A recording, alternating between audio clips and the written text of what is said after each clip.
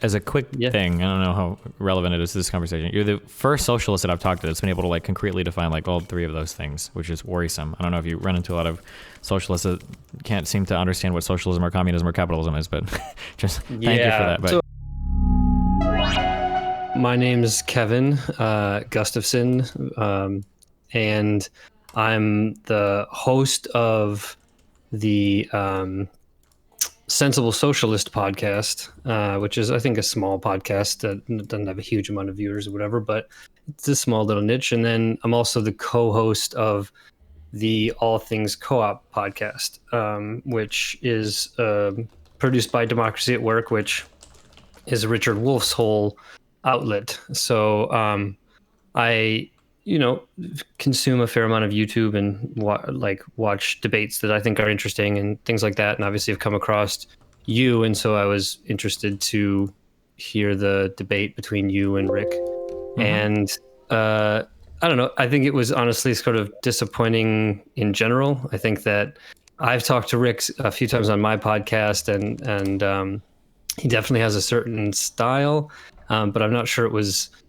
really kind of tailored to what you normally do. I'm not sure how familiar he was with you. And so it was a very Rick Wolff style responses to some of the questions and stuff like that. And so there was a feeling for me, it was like, oh, I know, I think Rick's perspective fairly well. And I'm kind of in the cohort to a certain degree, producing content, at least under his name. And so I felt like I had a little bit more of an understanding of kind of where you've come from and stuff like that, and wanted to maybe address a few of the things that were left on the table and get into a few of the things specifically about like cooperatives, but just even about sort of general definitional things about capitalism, socialism, communism. I do want to touch on the 5 things that you said you hadn't heard a socialist respond to, and just kind of be curious what you think my responses to those would be, just as a kind of, I think, presentation of a different perspective that you may or may not find a little bit easier to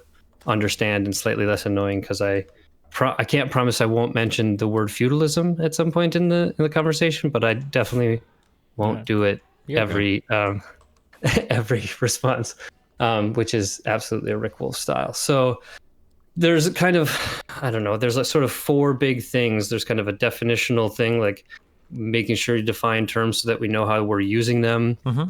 Talking about those 5 things that you talked about with Rick and answering those sort of practical questions about cooperatives, specifically about like investment in cooperatives, and then even some kind of bigger sort of philosophical questions, because I think these all kind of tie in and they make it a lot easier to sort of talk about these things in a way that makes sense. And so I don't know if you have a preference in terms of what you want to do kind of first or way to go. I mean, I think definitions are always helpful to know what people are talking about, but I do think giving some of that philosophical background would help. So real quick, just so that we can understand kind of like my purpose for definitions. So definitions are generally important because they make it so that we're having like a meaningful conversation. So whatever you're saying is responding to whatever I'm saying, and then we can engage with each other's ideas. But the reason why I usually push socialists for definitions a little bit more though, is because I noticed that a lot of them use a lot of these definitions in a very aggressive manner. And so if people are going to be like very big on attacking each other over labels, then I want to be very clear on what those labels mean.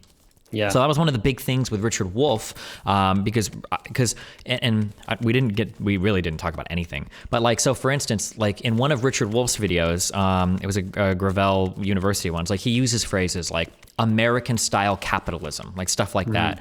And a lot of socialists will just offhandedly say things like fuck capitalists or fuck liberals in general. And it's like, okay, well, what do you mean when you say like capitalist or socialist or whatever? And then when I run into somebody like Wolff, and it feels like their definition of socialism completely tracks with like liberalism, it's a little bit frustrating then that there's like so much aggression online towards liberals when at the very least Richard Wolff seems to be totally okay with liberals, assuming they're okay with like big government intervention. So that's the only reason why I push a little bit harder on socialists for definitions, or anybody really with a definition. If somebody's going to attack somebody with a definition, then I want to be really clear that we know what we're talking about. I've had like fascists will try to say things like, oh, well, I think that Biden is a fascist. It's like, oh, well, that's interesting. Well, if you're going to use that to attack Biden, I really need to know what you mean by that then, because that's going to be really important in this conversation. But okay, go for it. Yeah. No, I completely agree with you. I think that, and I actually found it again, very Rick Wolff style to talk about like three different versions of socialism. Like he did write a whole book, Understanding Socialism, that kind of laid that out. And so I think he was kind of hearkening back to that. But it is frustrating to say then like, okay, cool, there's like maybe these three definitions. Which one do you hold on to? And that was... He did say the third one, to be fair. It was just frustrating because it felt like we were kind of bouncing between all three at different points, depending on what argument we were talking about. But yeah.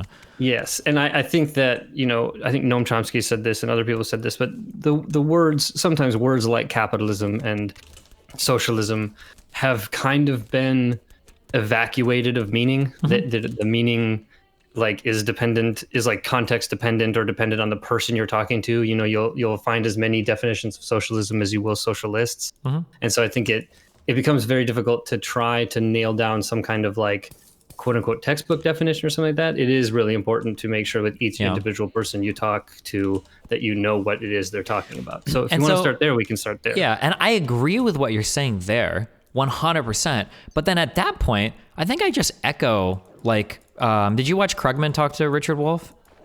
I would just echo Krugman's statement there. Then, like, why call yourself a socialist? Like, just use like liberal, because like socialist has so much baggage, and it does like have within it some truly abhorrent ideologies that Richard Wolff himself, I would hope, would like disavow. And like, why would you spend so much time like trying to find it when you're just like, oh yeah, like I'm like in favor of like more government intervention. Like I'm a very left-leaning Democrat. Like just say that, and you don't lose like 80% of the people like right off the bat by calling yourself a socialist. Like it feels like unnecessarily like instigatory, or I don't know if that's a word, but like you're trying to instigate like out of that. Yeah. I mean, so for me, the reason that I kind of still use the word socialism and communism is to try to, in some ways, resurrect what I think are the actual defensible meanings of this against this like history of it being used for a lot of different things. I think there's been a lot of propaganda, including even from Rick. I mean, I think some of what Rick is doing is essentially propagandizing in a way of trying to like package very complex, nuanced, and large philosophical traditions into like bite-sized pieces, which is extremely difficult. It's why, like Chomsky obviously has a difficult time with concision, because these aren't easy things to talk about in very concise manners. And I think that kind of caught him up even in your discussion. Sure. So, and I understand what you're saying there. I totally disagree, but we'll get to that in our conversation. I've noticed that I get into a lot of conversations with some people who try to say like, oh, well, it's just really complicated. And that's why I try to explain. I don't think that, at least in my conversation with Wolff, I don't think anything we were talking about was really that complicated. I don't think anything like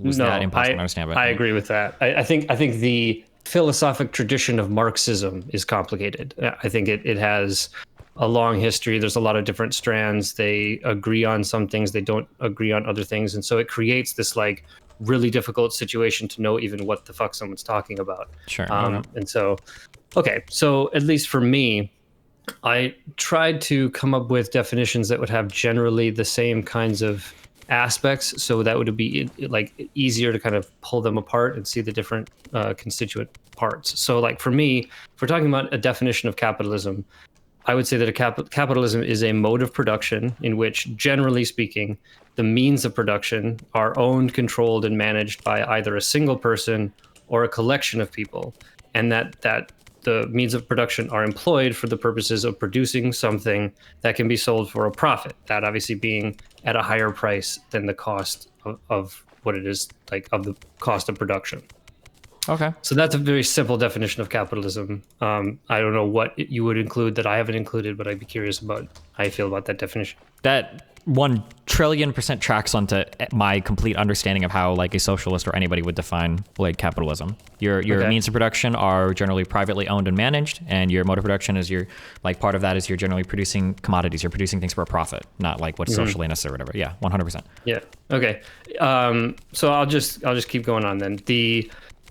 I think I want to break up a definition of socialism and then a definition of communism, just because I kind of want to use those, at least in the course of this conversation, for kind of what they are, knowing that like socialism usually gets the sort of over-encompassed meaning that someone might need by communism. So I'm going to be pretty particular here, and let me know if this is either annoying or overly pedantic, and we can figure out a definition that works. But to me, socialism is a kind of transition period, maybe something like mercantilism, where the working class, usually represented by one or several different groups or political parties, are able to assert dominance over or replace the existing apparatus, both social, political, and economic apparatus, and their associate government bodies, and use a sort of legal process, some sort of legal process, to expropriate individual and collective owners of the means of production, and facilitate the transfer of those enterprises or firms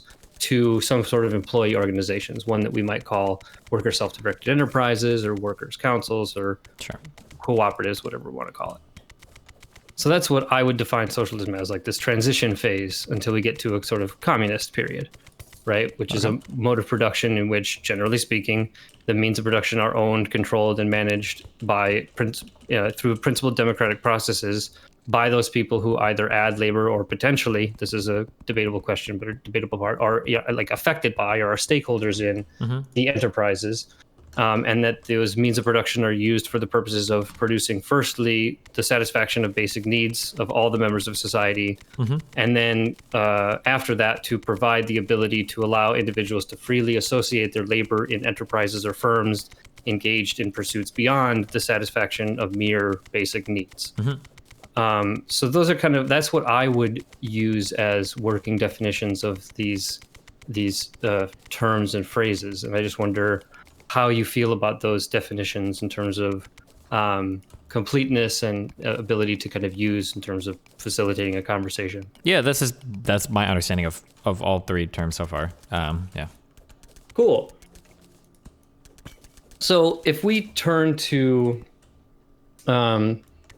what I would like to do, maybe also just as a quick thing, I don't know how relevant it is to this conversation. You're the first socialist that I've talked to that's been able to like concretely define like all three of those things, which is worrisome. I don't know if you run into a lot of socialists that can't seem to understand what socialism or communism or capitalism is, but okay. Yeah, I've been playing in the playground of socialism since I was 15, and I'm 35 now. It's been consistently frustrating to have conversations with people for whom they claim to be adherents to a certain kind of ideology but couldn't explain the ideology. I think that for me too, there's a significant frustration with the number of people who would identify as socialists who are not in any way Marxists. I think that Marxist perspective as a sort of philosophical framework is extremely helpful to understand like the world and how things relate, and much beyond merely like giving you a reason to be pissed off or something like that, which I was for a long time. But like, I think it's really a useful philosophical framework that if you have and understand, yes, you might get a kind of political or social or economic ideology that comes out of that. But in many ways, you just get a perspective on the world that I think is super useful that many socialists don't, I think, genuinely have. And it's difficult. I mean, the guy wrote 150 years ago in a very, European continental style. So it's like, it's kind of inaccessible in a lot of ways. And so that's like part of to be like shamelessly self-promoting. That's part of the reasons I'm doing the podcast that I'm doing, is to like try to talk about these ideas without getting like too much into the ridiculous nitty gritty and not being like super dogmatic, but in a way that's just like able to be understood. And I think it's possible, but I agree with you. I think a lot of people, especially frankly on the online left, are not exceptionally good at like putting arguments together. And I think I'm lucky in the fact that I went to school for philosophy, and so I studied for years on like how to construct arguments and to how to like put things together in a way that makes sense, and like went to law school and like have to do it for a living and stuff. And so I think that's a benefit that a lot of people, for a lot of different reasons, obviously don't have the kind of privilege to be able to spend years just sort of, making arguments and doing things better. But I appreciate that. And I think these definitions are in principle defensible positions. So it'd be interesting where we disagree on them. But I think it would be helpful for me. I know that I've heard enough of you saying like your perspective. You said this in your opening when you were talking to Rick, was when you think about economics, you don't see it in a moralistic framework sort of at all. Like I'm not sure if you see it as value free or how you kind of understand or would be able to equate one sort of economic system compared to another. Like what if there aren't values, or if we're not sneaking in values, which I don't want to claim that you're doing, what is it that you would use to judge one kind of economic system over a different economic system in terms of just evaluating them? I consider like a lot of economics descriptive. So when we look at, for instance, like how do we value labor, or how do we value like goods and services, like I would look at a lot of these descriptively. And then when I think of like how do I want to, like what do I want in society, like how ought things be distributed or whatever, I would look at these types of things from a moralistic framework, I guess. Okay, so what is your philosophy background? I mean, I studied mostly 19th century German philosophy. So what does that mean? Are we talking like Hegel, Marx, Nietzsche? Okay. Into like Kierkegaard, and so sort of Hegelian philosophy mostly. Okay, so then I think technically then, if we're like super philosophy bro, and I think technically what I just said doesn't really make sense, because you're going to have some normative claim. For instance, when you tell me how do you evaluate what's a good economic system, well, technically you can't argue that like this is better than this without introducing some aspect of morality, right?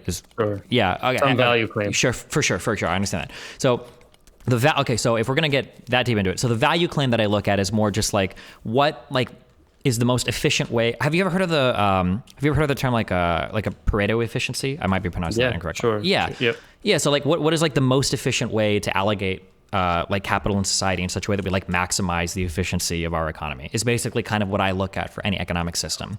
I realize that type of allocation is probably going to lead to a lot of inequalities. And then for anything that exists that I don't like, so like say you've got people that work and can't afford healthcare or housing, those things you would seek to alleviate with government policy. That's like the mode of analysis, I guess I would say I take when it comes to like economies and governments. Yeah. So do you not accept that there's this kind of notion of political economy, that you really can't sort of separate politics and economics in a nice kind of clean way? No, I definitely acknowledge that. It'll just depend on the type of conversation we're having. So, for instance, if you wanted to debate me on morality, I probably wouldn't say that like I believe much in like a minimum wage. If you want to debate me on like the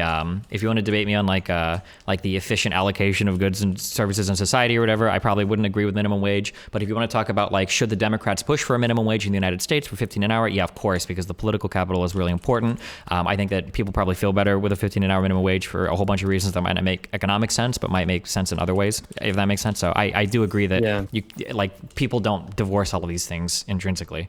Yeah.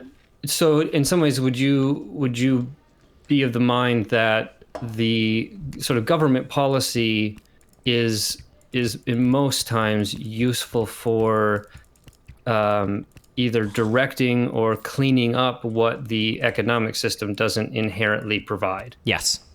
Okay. So I mean that's standard sort of liberalism, right? The idea that there's a recognition that there are things like market failures and perverse incentives and all those kinds of things, and that you accept those because of the ability to be efficient and deliver, I would say, commodities and services to a sufficient degree that you would be willing to accept the sort of problems of capitalism, so long as you have a working government that would be able to alleviate as much as possible those problems. Exactly. Okay. So there's a lot of questions, I guess, in terms of why is it possible in your view that you could come up with an economic cure for some of the problems that we see in capitalism, like market failures and perverse incentives? A market cure. So if we consider things like social wealth funds market cures, I think that like those things I'm kind of on board with for sure.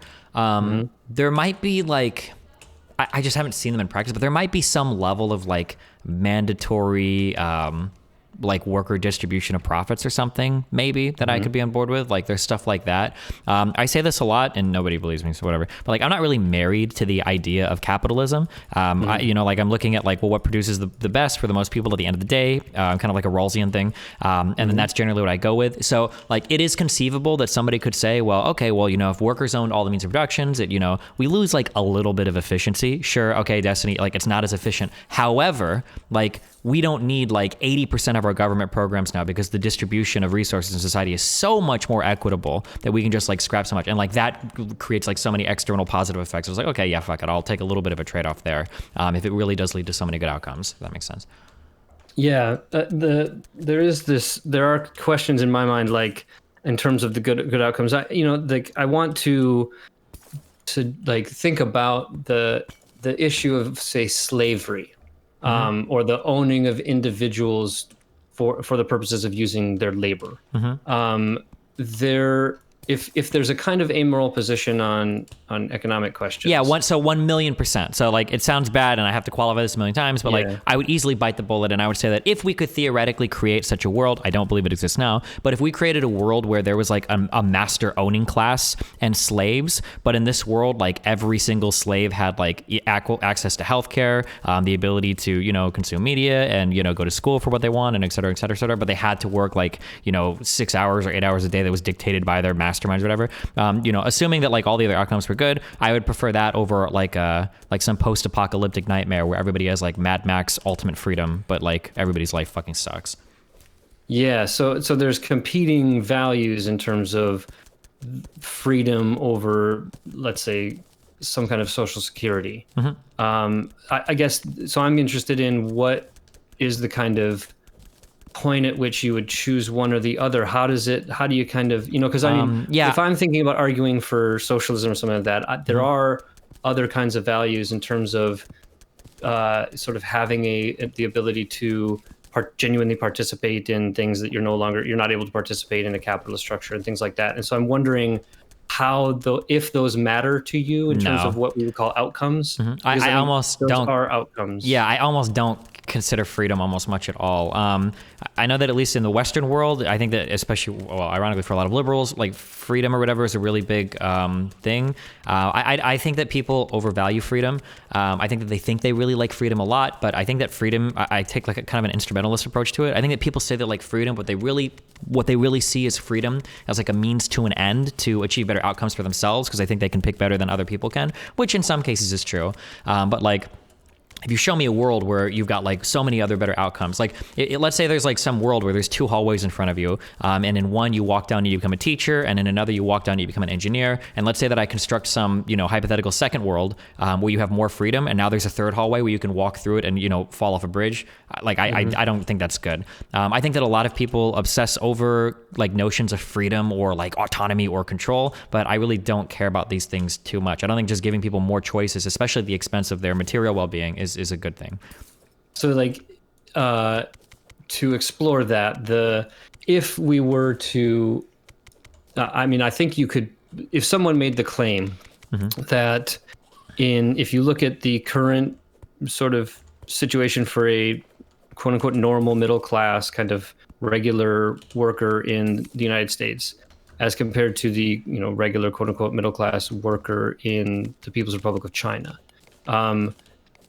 there are obviously a lot of criticisms of China in terms of its lack of freedom and its sort of control, the area, like social controls in a way that seem insane to an American. But one could argue that they have a greater amount of social security.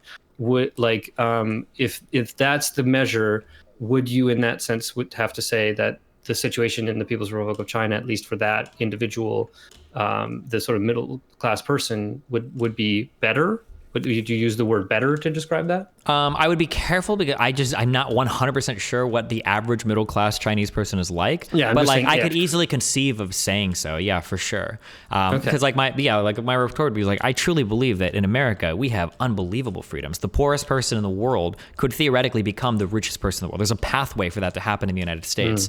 But what does that matter, right? If we look at the actual access, if we look at the actual like material needs that are served and underserved by the average American, right? Like who cares about that level of freedom? Like that's not not doing anything for 99% of people. Yeah. So if in theory the argument for a socialist economy would, at least in that theory, produce what you might call better outcomes, so a higher quality of living, let's say, or a higher standard of living. Yeah. Then you would concede that would be a quote unquote better system. Depending on like what types of freedoms we've lost, yeah, for sure. So like, I'm not gonna sit here and say like, oh, like yeah, freedom. But if we're talking about like a world where like every single career and everything is forced upon you, and you're not allowed to watch anything but like state-approved media or whatever, like there's going to be some level where we've lost freedom that's actually inhibited our ability to make choices that would genuinely make us happy. If that makes a sense. Yeah. Right. So in some ways, there's a difference between the Democratic People's Republic of Korea and the People's Republic of China. They're not maybe, one has less freedoms than the other. Yeah.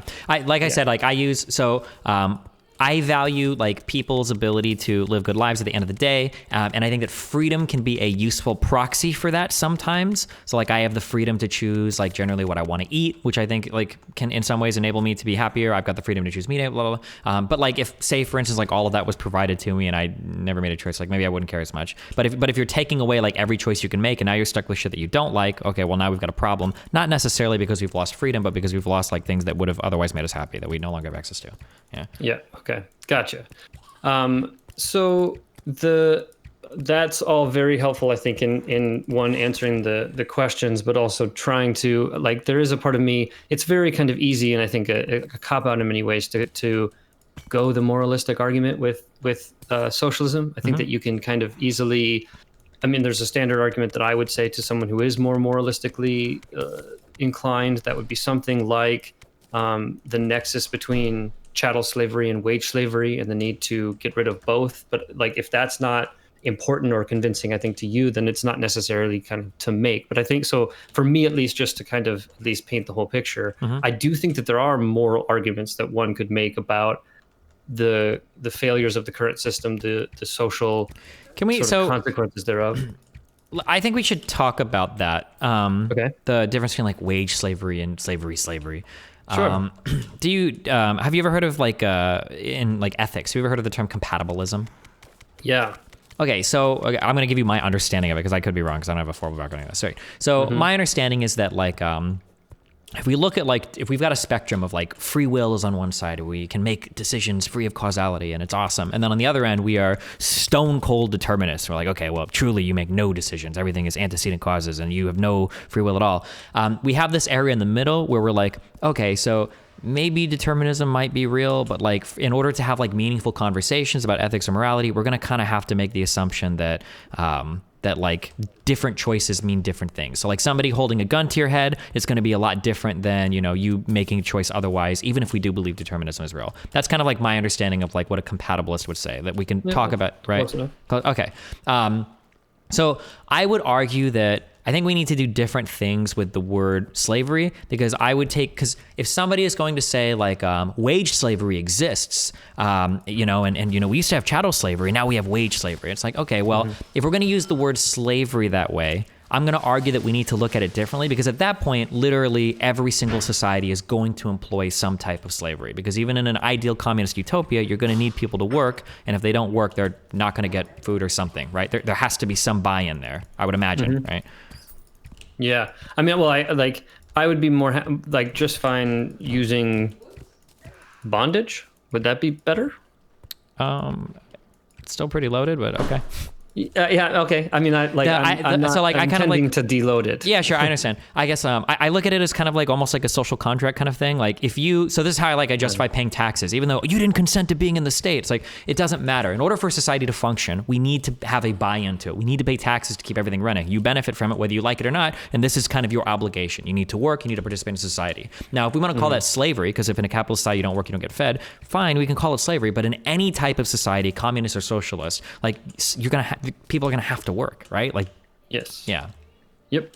Yeah. I mean, I definitely think that I would not, consider myself a utopian. I mean, I definitely do not think that, a movement towards communism, as I defined it, would be free from error or, free from the vicissitudes of human interactions. And I mean, I think that there's a lot of things that would orient the development of how something like this would happen. I think that's how you see what happened in the 20th century with some of these sort of experiments in trying to do this, and the consequences of their both, like, they're just historically, socially, economically, and politically contingent. Sure. That, you know, you can't really divorce actual developments in the world from the way, like, the world as it is, you know. So it's not, I would shy away from, like, even, you know, some kind of claim of utopianism. This is, for me at least, an attempt to figure out what are some of the problematic aspects of capitalism, and you can do that from a moral lens, or you could do that from a kind of strictly you know, amoral lens, basically. But I think so if you're doing it from the moral lens, there are questions of sort of like autonomy and democracy and some of these you know, value laden aspects of what it means to meaningfully participate in society and in culture and at the workplace, I think matter. Sure. But I think in for your case, if it is more about the kind of nuts and bolts of what are some of the economic issues that cause capitalism to have, you know, in my view, insurmountable issues, what kind of system can we create that would fix those issues that are not resting on merely moral principles, but are resting on sound economic principles as well? Yeah, I mean, it would seem to be that, and it's hard to say because I don't know who does it, unless we point to like Scandinavia, like some form of capitalism with very, very, very heavy government intervention, with some type of like central bank pumping up the economy and everything, like seems to be. I mean, China. That's how I mean, I would define China as that. I mean, China's a little bit differently though, because China has like a lot of like the government kind of like in a single mind runs a lot of the enterprise there. Like, I guess as of the last 20, 30 years, they've opened stuff more to like external investment, but the government is kind of like the main owner of a lot of the capital in China, which I think is a bit different than. Sure. Yeah. I mean, it's definitely different. I do think, I mean, like, this might cause a disruption or whatever, but I don't care.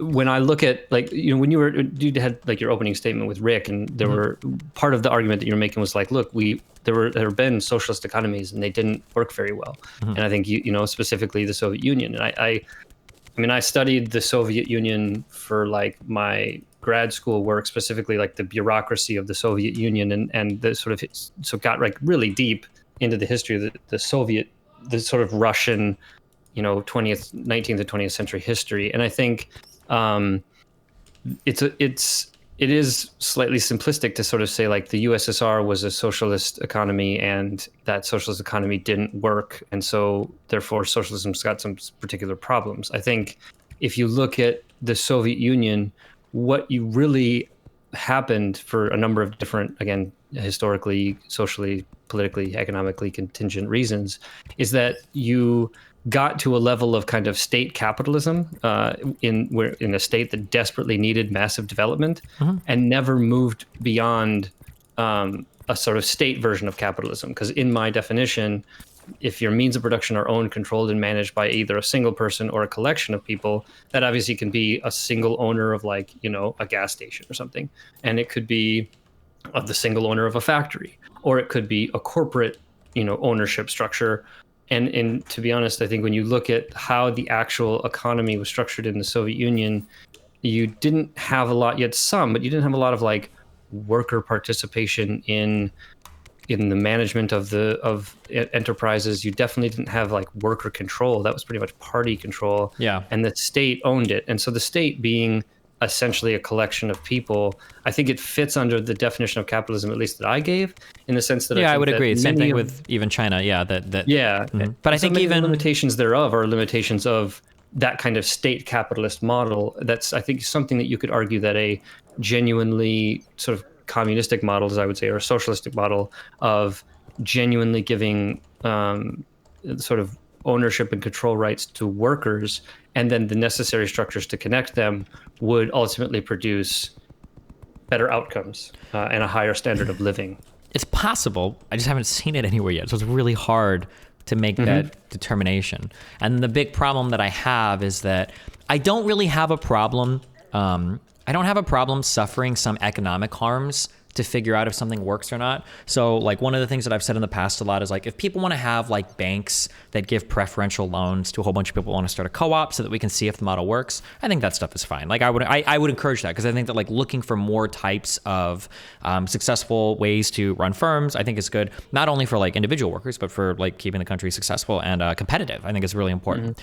The only problem that I have is that, and if you've seen like the 5 questions I pose Socialist, the problem that I have is that when people start saying that we have a massive onus to get to this other place, and in order to get there, we need to enact widespread violence, that's a problem. Because now we're saying we basically need to, we're like pushing for a violent revolution for something that we don't even know if it really works. And that seems like a lot more extreme to me. Yeah. Yes. Yeah. I think that there's a flippancy with which many, I would dare I say, younger comrades may speak about revolution, what that revolution means. I mean, obviously, there's lots of flippant talk about gulags and guillotines and things like that. And I think some of that is all in good fun, and some of that is frankly highly problematic. And so I agree with you. I think so. I'll just like segue into these 5 things to kind of bring that to hone on on this, because I think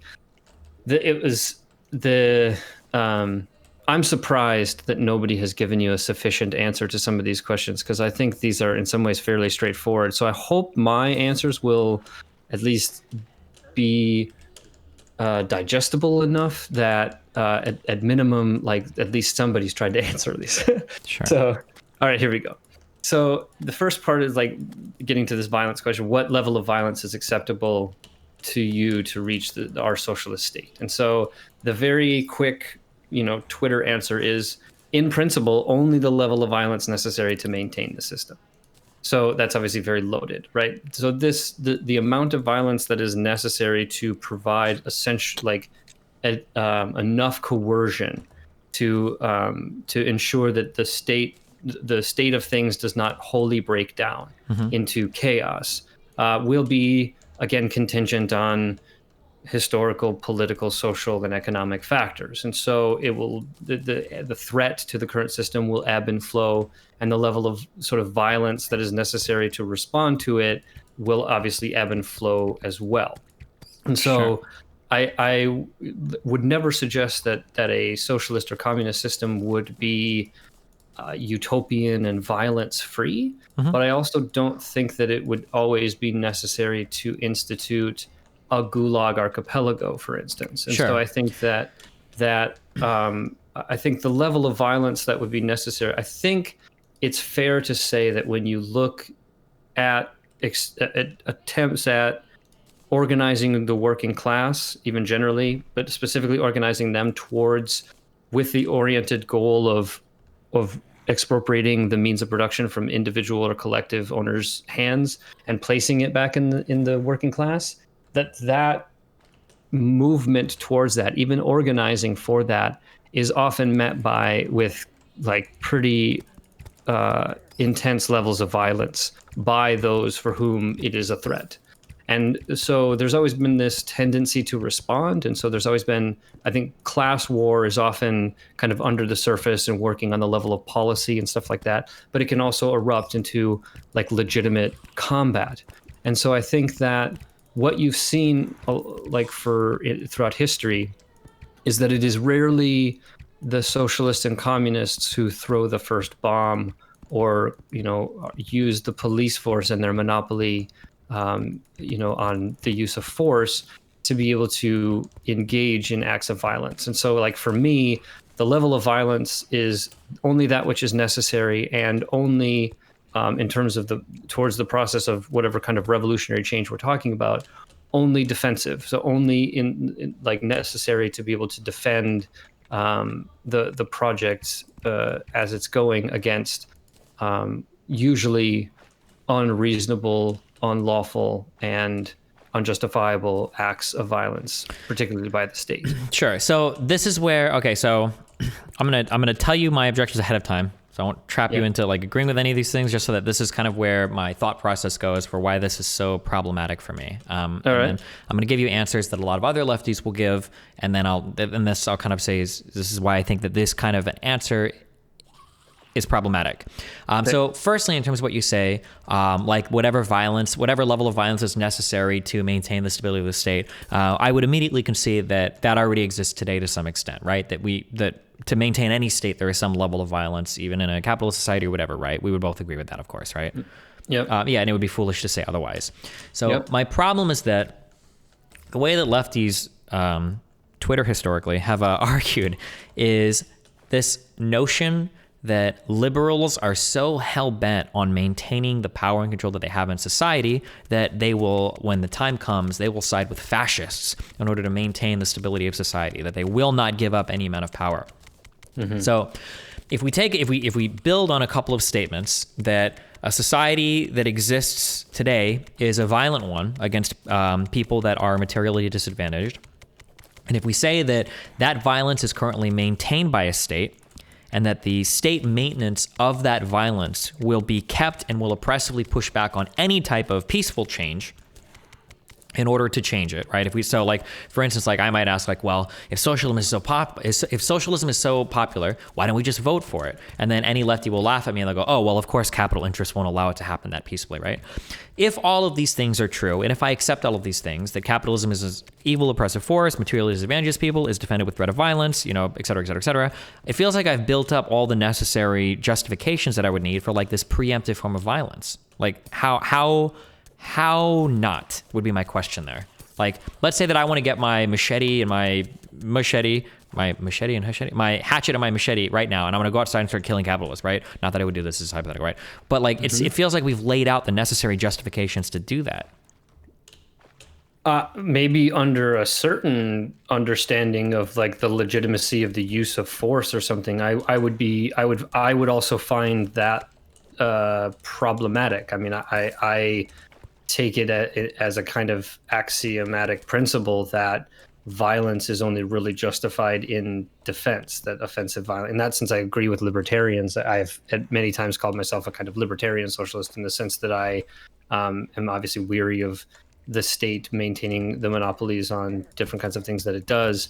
And I would find the notion that that there already exists sufficient justification to quote unquote defensively, I mean, this is the argument that George Bush used in 2003 for invading Iraq, this kind of proactive defensiveness or something, right? I think that it is ultimately justifiable. And so if I were to hear somebody suggesting that acts of violence, terrorism, say, is justified based on the already existing levels of oppression against the working class or historically marginalized groups or whatever, that would the response to that would be a kind of attempt to have a calm pat on the head and say, we need to make sure that we have a good theoretical basis to understand what's actually going on, why it's going on, and how to fight it. Sure. So and then I think that,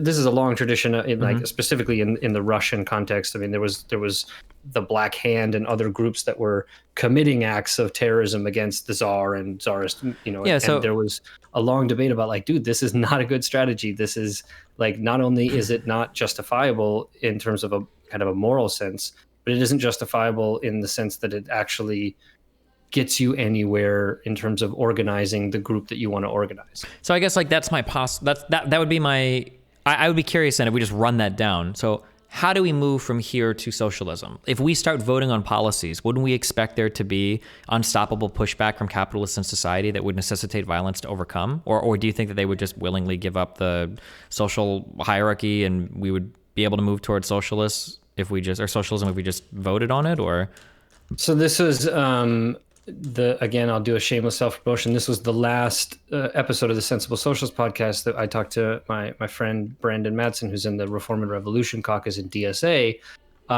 who we had a discussion on the Leninism, whether or not it's really relevant today. And I think the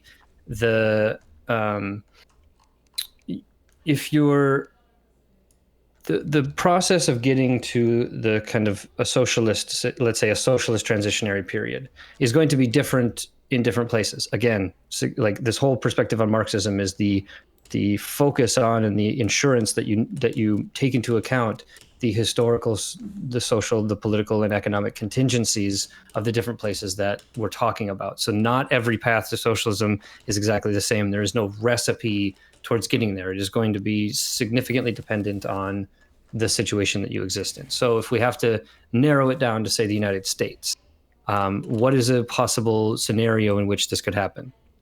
Well, let's take a legitimately realistic example. You have a large self-described socialist organization called the Democratic Socialists of America, who for a long time were a sort of left wing of the Democratic Party. But through their growth and a change in the kind of direct ideological direction, there was the desire to kind of create it as its own independent party that would be a kind of workers' party. And either it calls itself the Workers' Party or the Democratic Socialists of America, it doesn't really matter. But that you engage in this kind of political party. This political party is not like a political party that we see in something like the Democratic Party, but it is a very comprehensive, holistic, more European-style social democratic party with different kinds of clubs and different committees and different things that do a lot of different things aside from just getting people elected, which is basically the whole goal of the Democratic and Republican parties, is to collect a bunch of money and to get individuals of that party elected. So you have this organization that is doing a lot of different things. And so it is simultaneously vying for the already existing levers of political power in terms of elections and trying to get elected to Congress and even potentially presidencies and governors and things like that. It's also doing important groundwork in terms of connecting mutual aid organizations and providing a kind of level of actual on the ground help to people who really need it, such that those people who are seeing the consequences of the failures of both, I think, the consequences of capitalism and the failure of particularly the United States to alleviate things that other places have done through social democratic programs. You'd fill this kind of gap and you'd get a group, you'd organize people towards this perspective. Sure. So you also then engage in a policy of expanding and making sure that there is actually the kind of future firms that you want to see. So you invest a lot in helping to create cooperatives, networks of cooperatives, you create these like center anchor institutions and then cooperatives that serve that anchor institution. So you develop this kind of like alternative economy in a sense that is founded on a different principle in terms of who owns, controls, and manages the means of production. Sure. And you kind of do that within the context to the degree that you can within the current paradigm. And you do as much as you can in that, hopefully growing that as a way of getting revenue, but also, being able to grow and being able to provide people on the ground experiences in actually running, managing, figuring out some of the problems that exist with co-ops and doing all of this kind of exploratory work that's necessary. So this large organization is doing all of these different things, and it is in the course of doing so challenging the existing structures and those who benefit the most from them. And there will be differences in the approach in terms of the response to that. So there will be potentially consolidations of political groups in a way that would be unique, because you have this far left group that's entering the political sphere in the first time in like 100 years. You'd have different things that would ebb and flow in terms of what we would consider reactions to that. And some of them are going to be in the form of something like a police raid, in terms of maybe there's more charismatic, we should say, or even prone to violence groups that would do that. And so you're going to have different levels of response as you get more and more sort of power and influence.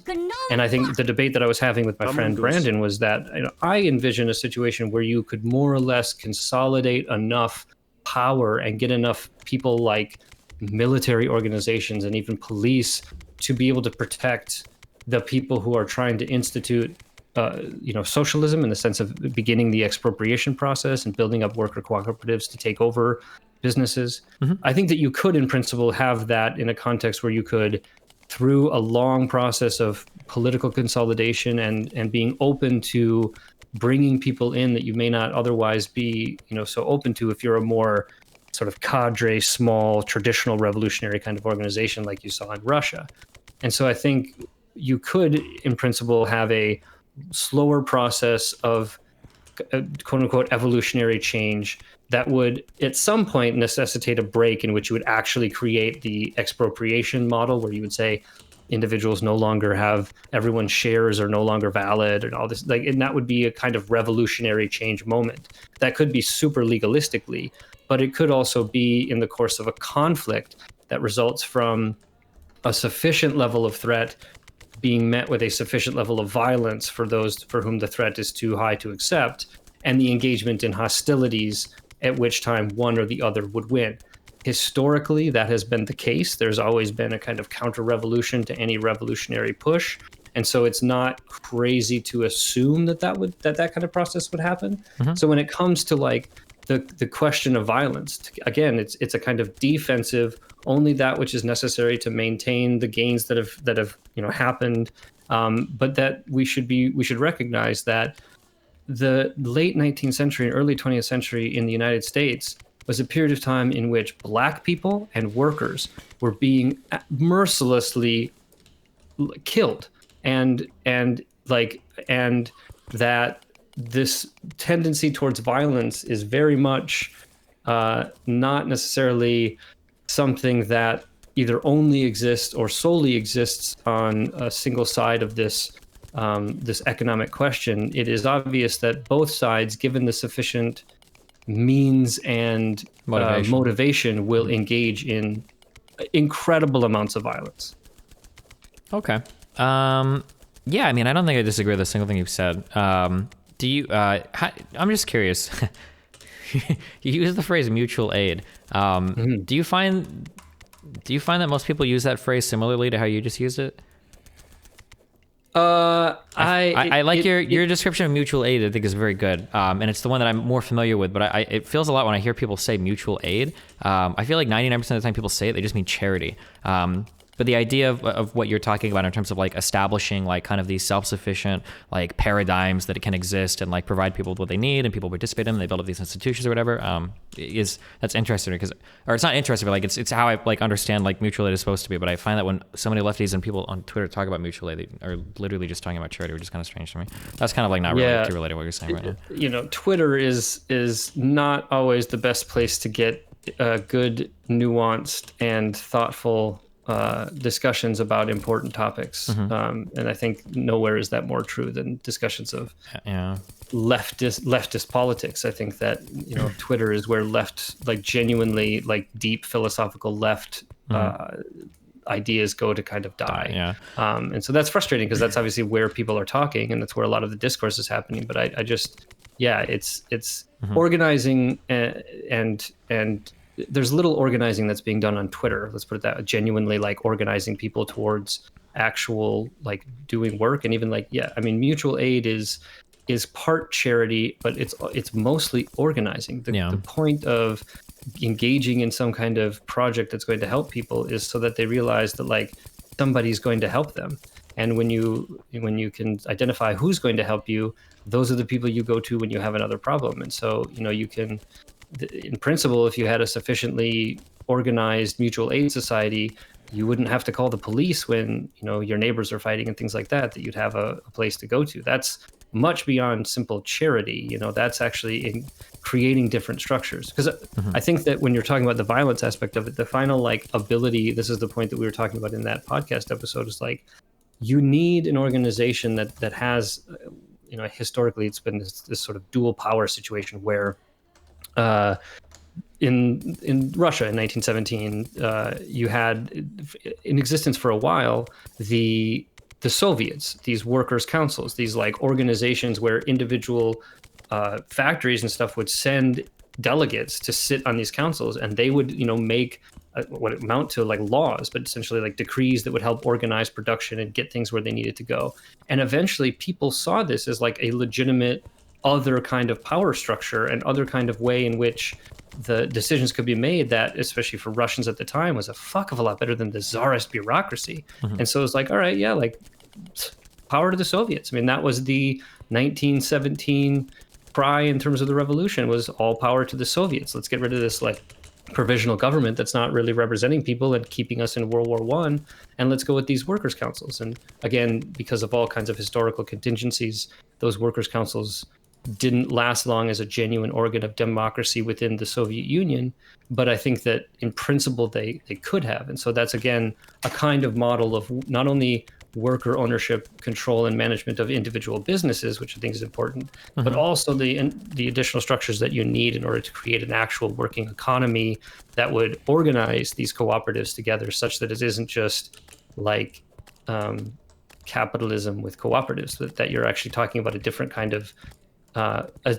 of governmental institutions that would create different policies that would allow you to actually realize the promises, at least, of an economy so organized towards, meeting human need first and allowing people a certain set of freedom in terms of their ability to attribute their labor where it is that they'd like to, rather than where they have to just make a dollar. And this feels like a way more like socio-political thing than like, I don't know how much I don't even know if you follow any of the dumb fuck online conversations today, but like now, like, because so many people refuse to engage with any economic theory or any leftist theory or any theory at all, rather than actually try to defend socialism on any of its merits or have like a more complicated conversation about how it would work, everybody's kind of turned to this thing. Have you ever heard of the term market socialism? Sure. Yeah, where people are just like, oh, well, we just want to be market socialists. We just want to have the exact same everything, but it's all co-ops now. But hooray, like now it's socialism. And like that's like the extent of the conversation that most people seem willing to have about anything. And it's like, okay. Yeah. I mean, I think that, there's obviously a long tradition of kind of ideas around market socialism, and there's different ways that people have tried to like replicate the market. And there's, participatory economics. There's a lot of different like ways that people have theorized how you'd be able to, deal with some of the real economic questions, but that stuff's difficult. That stuff's hard. It takes a long time to really understand that kind of stuff. But I think that because it's hard, one, you get a lot of like, hot takes and stupid bullshit like that like stand in for actual like theoretical positions. But you also get responses to that I think are kind of like lame or like, even like infantile, to use a good old Marxist term. But I think like, it's just like, it's easy to combat a bad argument. And there's so many people on the left, particularly like left book and left Twitter, that are just like a litany of bad arguments, that it's sort of difficult. I don't engage with a lot of it, partially because I just, one, I have a kid, so I don't have the time. But like the other one is like, I just don't have the mental energy. Like I have to like try to actually read shit that helps me understand things, and I can't do that if I just read Twitter, because it doesn't help me understand anything. And in many ways, it's just like, for me, a kind of indication as to where things are in terms of the level of depth there are in terms of people's theoretical understanding. But I'm sure you're familiar with this, but the whole notion of praxis of like making sure that you have a really good lockdown theoretical position that you can defend, that's defensible, that then gives you a perspective to be able to see what's happening in the world, to be able to make the right decisions about what you're going to do. And I think for me, if your theoretical perspective makes it such that you are going to spend the majority of your time on Twitter dunking on people who make bad arguments, like your theoretical position isn't very good. Yeah. And if there's that is, I think my favorite huge retweet that went out a while ago was posting on Twitter is praxis. It's like, okay, dude. It's a kind of praxis. It's a very bad version of it. But and then to be clear, things can have their place, of course. Like, I'm not saying that like all forms of advocacy online are horrible. Yeah, but like if that's like literally all 90% of the people are doing, it's probably doesn't say much for you. And I think part of it is that I'm like 35, because when I was 25, I mean, I was definitely a keyboard warrior in that sense. It was on Facebook then, but like, I mean, that's where the conversation was happening. So I get it, but it's the mediums are designed to specifically not really spread good information, and they're designed for different purposes. They're not, there's algorithmically and all those kinds of things. I mean, the goal of Twitter is not to spread information, it's to make money. Yeah. Here's like a random kind of question. This is half related to what we're talking about. Do you know who Michael Albert is? You brought up his Yeah. I heard your debate with him. Yeah. So this is a guy I disagree with so much what he said, but I super 1,000,000% respected that he's one of the few lefties I've talked to that not only does he have a position, he's tried to stake out like really hard positions. Like this is how I redesign the whole economy. And I disagree with a lot, but props for him for like trying to get something down on paper that we can talk about. He brought up something that I really agree with that I'd never thought much about before, and I'm curious how you feel about it. One of the things that Michael Albert brought up was that he actually doesn't feel like the average worker doesn't like the owner class. He says that the average worker really is has just no feeling about the owner class, but what they're most onerous about is actually the managerial class, I think is what he called them. So if you talk to like the average worker, they don't hate like the Jeff Bezos and the Bill Gates and blah, blah, blah. They hate like the doctors and the lawyers and the engineers that like they see or interact with more, that they feel like kind of exist on a higher plane than them and look down on them or whatever. I'm just curious, like what is your feeling on that kind of idea in terms of, I guess, like, do you think that would impact people's abilities to see things changing, or would it prevent certain workers from working together? Or I'm just curious how you see that. It's just like a random idea. So in the sort of, Marxist philosophical tradition, there's this whole notion of false consciousness in the sense of, somebody sort of having a kind of identifiable class interest in terms of what their relationship is to production, which is what class describes. And just so everybody understands that, to be really clear, right? In a Marxist analysis, a lawyer and a janitor are part of the same class. Yes. So long as that lawyer isn't a partner. Yeah, they don't like run the law firm. Yeah, because a lot of people, I see this mixed up a lot, where people kind of colloquially use class as like, oh, like middle class and lower class. So like a janitor and a lawyer, or a janitor and a doctor, these are two different classes of people. But in a Marxian sense, like we're talking the difference between like an owner of a firm versus like a worker. So labor is a particular class. The owners are a particular class. So like a small business owner earning $50,000 a year is part of like the owner class, and a doctor earning $500,000 a year is still considered part of like the labor class, whatever, right?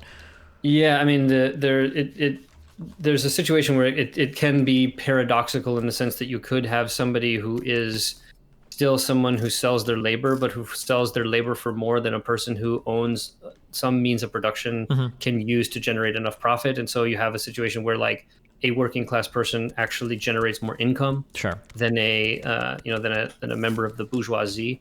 There's obviously then differences in terms of like there's a kind of high bourgeoisie, and then there's a kind of like they call it the petty bourgeoisie, but the sort of people who work at their own business and stuff like that, who are not just like buying other labor in order to generate surplus value and all that kind of stuff. And so the ultimate question about Michael Albert, like, have I thought about, what was it?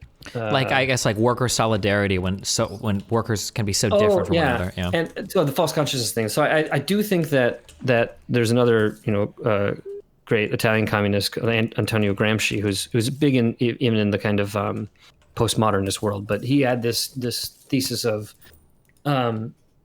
the cultural hegemony. And so when you have a ruling class in society, because the bourgeoisie is in general the ruling class, they're obviously more influential and powerful members of the bourgeoisie who are able to impact policy and things like that. But there is a kind of at least ruling class, and there is an ideology that they kind of hold. And this is a generally pro-capitalist. It can go kind of either sort of neoliberal capitalist, social democratic capitalist, or more like free market, small government kind of capitalist. But in general, this is a kind of perspective of that capitalism is a sort of, in some ways, just a self-justifying system. And so it doesn't take much to kind of accept. And so those people who are able to, in that system, succeed in terms of generating lots of wealth are often seen by participants in that system as the goal. That's what you want to do. You want to relieve yourself of the burdens of I would say the bonds of wage earning, and you want to move beyond that in a way that you don't have to, like, you see these people as not having to really work, having this luxurious lifestyle, not having to worry about money. And so I think that there's a lot of people who are envious, and not necessarily negatively envious, but like positively envious of people who have escaped and people who are able to do kind of whatever it is that they want with their time. And there's this, often you listen to like the fucking Kardashians or something. They never have jobs. They always have projects, right? Because like they don't need money. They spend money in order to engage in these projects. And I think that there's a lot of people like for whom like I just work all day and I don't like have the time to or the wherewithal to even like engage in all of these different projects. Like that's just too much. So there's an enviousness of the people who are able to have escaped that and engage in this kind of thing. And I think that there's a lot of frustration about the people who actually maintain and prop up the system in the day-to-day interactions in that system. And that is the lawyers, the doctors, the what's called in the literature of sort of Marxism and otherwise this professional managerial class. And there's an attempt to kind of say that this group has a different relationship to production, that like lawyers relate to production differently than janitors. And I think because they're engaged in maintaining the kind of, again, in this Marxist analysis, the economics, the sort of mode of production of individual or collective owners owning the means of production to do so for profit is the kind of economic base in your society. And then there's this whole edifice that's built on top of it that are all like the norms and the quote unquote common sense and all of these kinds of like ideas that are just like built within the edifice that rests on this economic base. And so this cultural hegemony is basically accepted by almost everybody. And so there's a lot of people who I think don't think deeply about even the division of haves and have-nots. Like either they're too busy trying to make by, or they've gotten themselves into a position where they think, this is like as good as I'm going to do, and it's not the word. Like I'm not living in, like Lagos, Nigeria, or something. And so like I can rest comfortably enough with what I have. Could it be better? Could I design a better system? Maybe if I thought about it, but this is good enough. I think there's a lot of people who feel that way. I think there's a lot of people who, for whom the system feels there's this notion of capitalist realism that just like, this is the way that it is. There's no alternative. And the most that we can do is to try to sand the edges off of capitalism with some kind of social democracy. And so that's why you have like Medicare for all being super popular and Social Security being super popular and unemployment being super popular, because these are ways that you can, sand off the sharp edges of capitalism. But I think that, I think that there's a lot of people for whom revolutionary change doesn't feel necessary. I would just say that I think that if those people were to experience working in a cooperative or having a bit more meaningful participation in their day-to-day life in terms of the things that affect them, I do think that those people would likely recognize that as a kind of improvement on their general quality of life, that is important to be sure that if you want to. Now, if you don't want to and you want to be disengaged, you should be allowed to do that. But if you want to participate, the barriers to entry on that participation should be low. And if they are low, I think that people would recognize how much better a system is that allows that kind of participation, both in the decisions that are made, but also in the individual like phenomenology of sitting in on a meeting that is not a boring business meeting that doesn't really affect you, that doesn't matter, but actually a meeting that's like about something that you care about, that you want to meaningfully participate in. I think that fundamentally is something different that would change people's mind. But life is tough and there's lots of stuff going on and there's lots to worry about. And I mean, I definitely know from the experience of having a kid, like that narrows down your focus to like pretty small. And so you got one or two like kids and you got a job that you got to maintain and do a decent enough job because you don't want to get fired and lose your house and stuff like that. You're not going to be thinking about revolutionary struggle. You're going to be thinking about like what potential side hustle you could do to like alleviate some of the concerns about, how you're going to pay the electricity bill and stuff like that. Sure. So, I mean, I just think that there's something to be said about the fact that we're not in a situation like, I mean, if you look at 1917, you look at 1918 in Germany, or 1919 in Germany, you look at 59 in Cuba, you look at these times and periods in which you've seen revolutions sort of happen, even, ones that I might call deeply problematic. They're happening in in situations that are not ideal they're ideal for upheaval, but they're not ideal for genuine social, like long-lasting social change. And so, they're happening during wars and periods of deprivation and stuff like that. And so there is this accelerationist theory that like what we really need to do is just let capitalism get to the point where it's totally fucked, and then people will realize how bad it is, and it's only at that point that people will stand up in sufficient numbers to make the change. And maybe that's true, but I do think that when you're looking at something like the ecological crisis that we're seeing, I think some of the consequences of the failures of the capitalist mode of production to take into account externalities and other aspects, these, again, market failures that are potentially putting, like, as Chomsky says, organized human life on Earth in jeopardy. And if that isn't sufficient enough to wake people up and get people active towards finding a new system, it's hard for me to see what will, until it's like the day after tomorrow and there's, a giant freaking snowstorm that covers the earth or something like that. And by that time, it might be too late. And so there's just this kind of like idealistic kid inside of me who's just trying to say, well, I need to do what I can to shake people awake now, because there's going to be a certain point where I'm not sure we have enough time. And I want to make sure that I think that, I'm not the kind of person who would argue that we need to tear capitalism completely down. I think that, and I don't think Marx argued that either. I think that what you want to do is you want to use the best stuff that's come out of capitalism, the efficiency, even some of the divisions of labor, even the market in some ways. I like, and this, we can get to that and talking about some of the other things, but I don't totally think that you wouldn't need, or that you couldn't use a market in some really useful way to be able to deal with some calculation problems and things like that. And so I just think that you can be critical of capitalism, and you can be like in favor of socialism, and recognize that we're not talking about pulling the baby out with the bathwater, that we're really talking about the kind of improvement that capitalism was to, here it is, feudalism, that this proposed system could be to capitalism. And so there's a cheap way to say it is like, I don't want to get rid of Amazon. I think Amazon has done an incredible job being able to get commodities in front of people and deliver those commodities in a distributed way that's very efficient and very useful.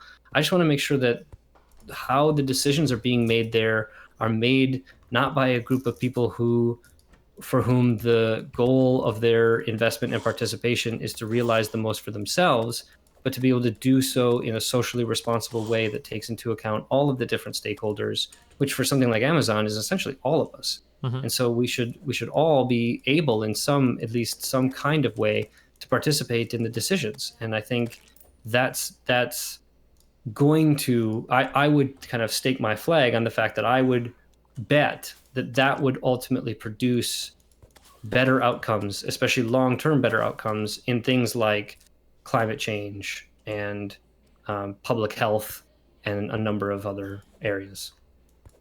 Okay. That was really long-winded. Yeah, no problem. So idealistically speaking, yeah, I guess I don't, assuming the things happen that you say they would happen in the way they would happen, doesn't seem that bad. Do you want to go, I guess, I'm sorry, I guess I'm kind of curious. What, do you want to run down that list of, like, I think we already kind of did question one, I guess for the other four, I'm curious where you're... I'll do these, try to do these quick. So how do we decide what businesses are possible if we disallow private capital investment? Yeah.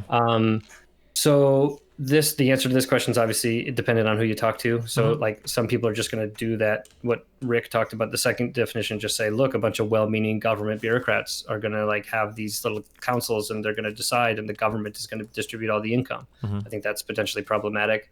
Some are going to just have like a market like apparatus that people can, maybe that everyone's given a kind of fixed income, quote unquote, and they can choose what they want to do with that. So like everybody kind of becomes an investor. And that way there's a kind of democratization of what enterprises you generally want and can participate in. And maybe there's that income is like only able to be invested. And so it's like a capital income rather than, income from something else. I mean, you could do these kind of things. I mean, I think for me, you could easily have a system in maybe this more communistic society where you could have these incubators of, so like these already existing cooperatives that many of them would be transferred from already existing businesses could serve as incubators for new cooperatives. These are kind of, they would fuel the innovation and provide the investment. And this would be able to be done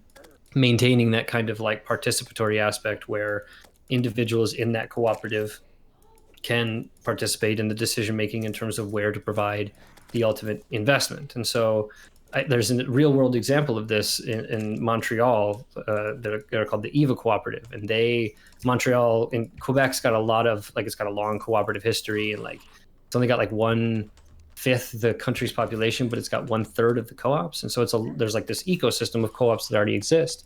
And so while they were starting, they got like a $15,000 grant from a credit union that was just like wanting to help foster cooperatives. And obviously right now there's not like ample amounts of cooperatives to invest in. And so they found these people that had this idea and wanted to really help it. I think that that's a microcosm of a situation that you could have in the macro, in which there are these like kind of large incubators, and maybe even something like what already exists as community development financial institutions, who have a different, because this is going to involve a kind of change in terms of the rules, right? And so instead of investment being done for the purposes of extracting value, or not necessarily extracting value, because I could see a situation going back to where I think debate really ran down between you and Rick, where you could have a situation where you could guarantee a kind of return to investors so long as the business remains viable. You could create a duty to that investor that they would be paid out in proper intervals and things like that. So you could have, private capital investment that didn't result in the ownership of voting shares.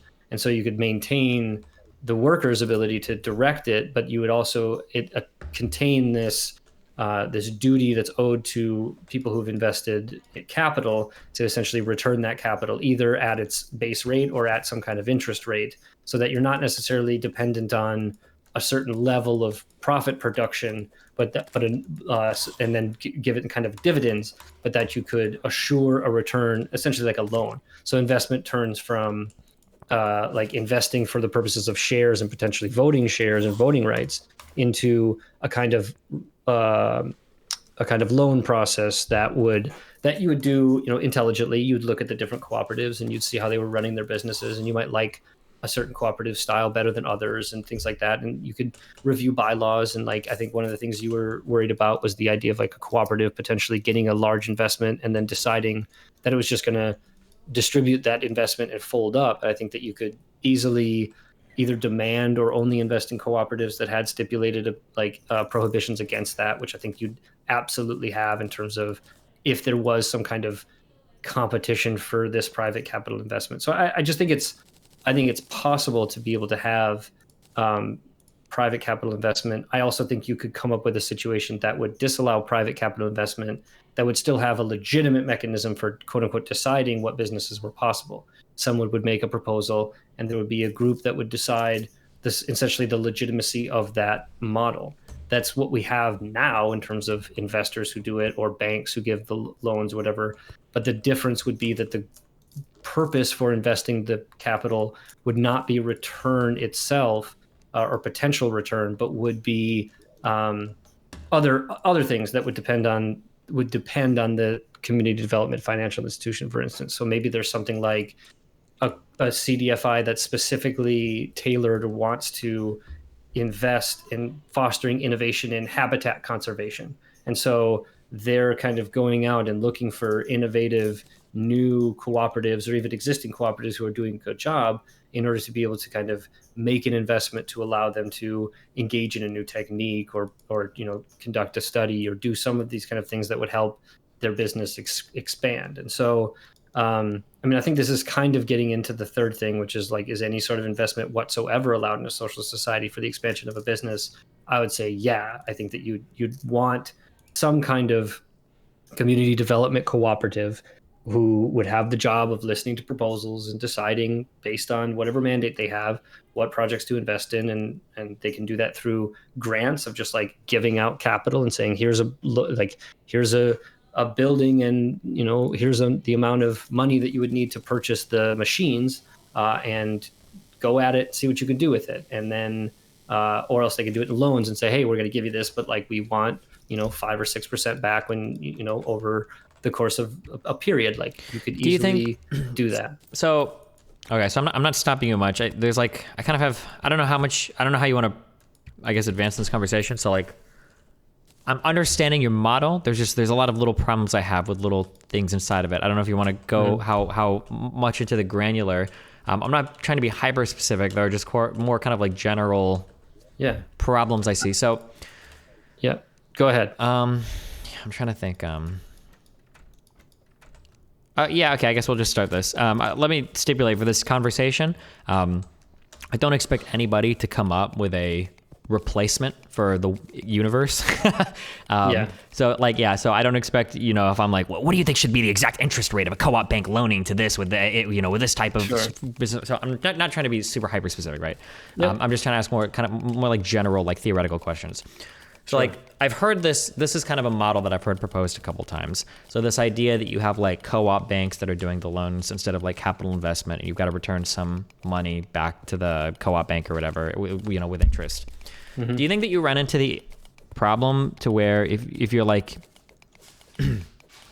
our goal is to create a co-op, and part of what we're trying to do is to get away from this owner model where people are just doing things for the sake of the business and not the workers. Do you think you run into a weird world where you've kind of shifted that owner class onto like basically the like credit co-ops? Does that make sense what I'm asking?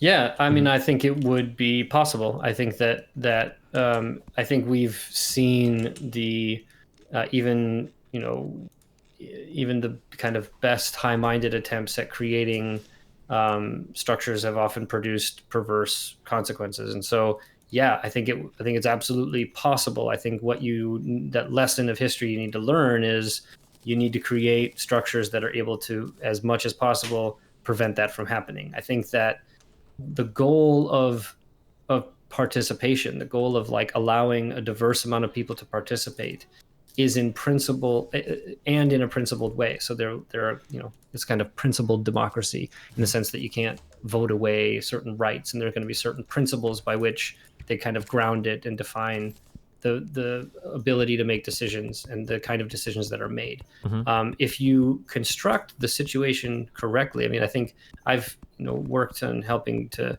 start several co-ops, and one of the biggest and most difficult parts is creating the bylaws and thinking about all of these different potential pitfalls and things you want to avoid and all this kind of stuff. But you can do it in a very proactive way that is able to try to at least think about the possibilities and ward against them. But there's also this notion that there's got to be flexibility in these organizations, and there's got to be the ability to say, like, this isn't working and we need to change this. And as long as you retain a kind of democratic participation principle, it is a kind of, again, axiomatic claim, I would say, for me, that the results thereof are going to be at least more socially oriented. I'll refrain from saying something like better, mm-hmm. but they're at least going to be oriented in a way that is not simply for the purposes of maintaining power, like maybe we saw in the Soviet Union or Ducey in China, but more for the purposes of actually fulfilling the mandate that they have. And you'd have enough people and enough ability to orient those institutions so that they would maintain fidelity with their mandate. Mm-hmm. So, I mean, I think it's possible. It takes work. I mean, this isn't simple, like things will just happen. This is a new process of making important decisions that affect a lot of people. And so it isn't like something to kind of flippantly think about. It's something that you have to like create a good set of rules and a good enforcement mechanisms and all of these things. Again, this is trying to, for me, socialism and the whole project is trying to do liberalism better than liberalism has done historically. That we can kind of recognize that the promises of equality, liberty, and brotherhood have not been fully realized in a way that we might be able to. And so if we commit ourselves to retaining that and not allowing that to be a kind of pretend ideology that we rest upon, mm-hmm. and actually fill it, I think that we can. I at least am idealistic enough to think that human beings, if properly motivated, will make good decisions. And I'm just not convinced we're properly motivated given our current mode of production. Gotcha. What I guess so. What are like some? I don't think we're gonna disagree on anything, to be honest. I said I know this is not the non-traditional. yeah. Well, no, it's just Destiny it's discussion. frustrating because like, it's frustrating because like a lot of the work that I see for people kind of like put like I actually don't get too big of an ego, but I often say that like I feel like I could do socialism better than like 95% of people on the internet that say they do socialism. But I feel like if I was doing that, I would basically be saying everything that you're saying.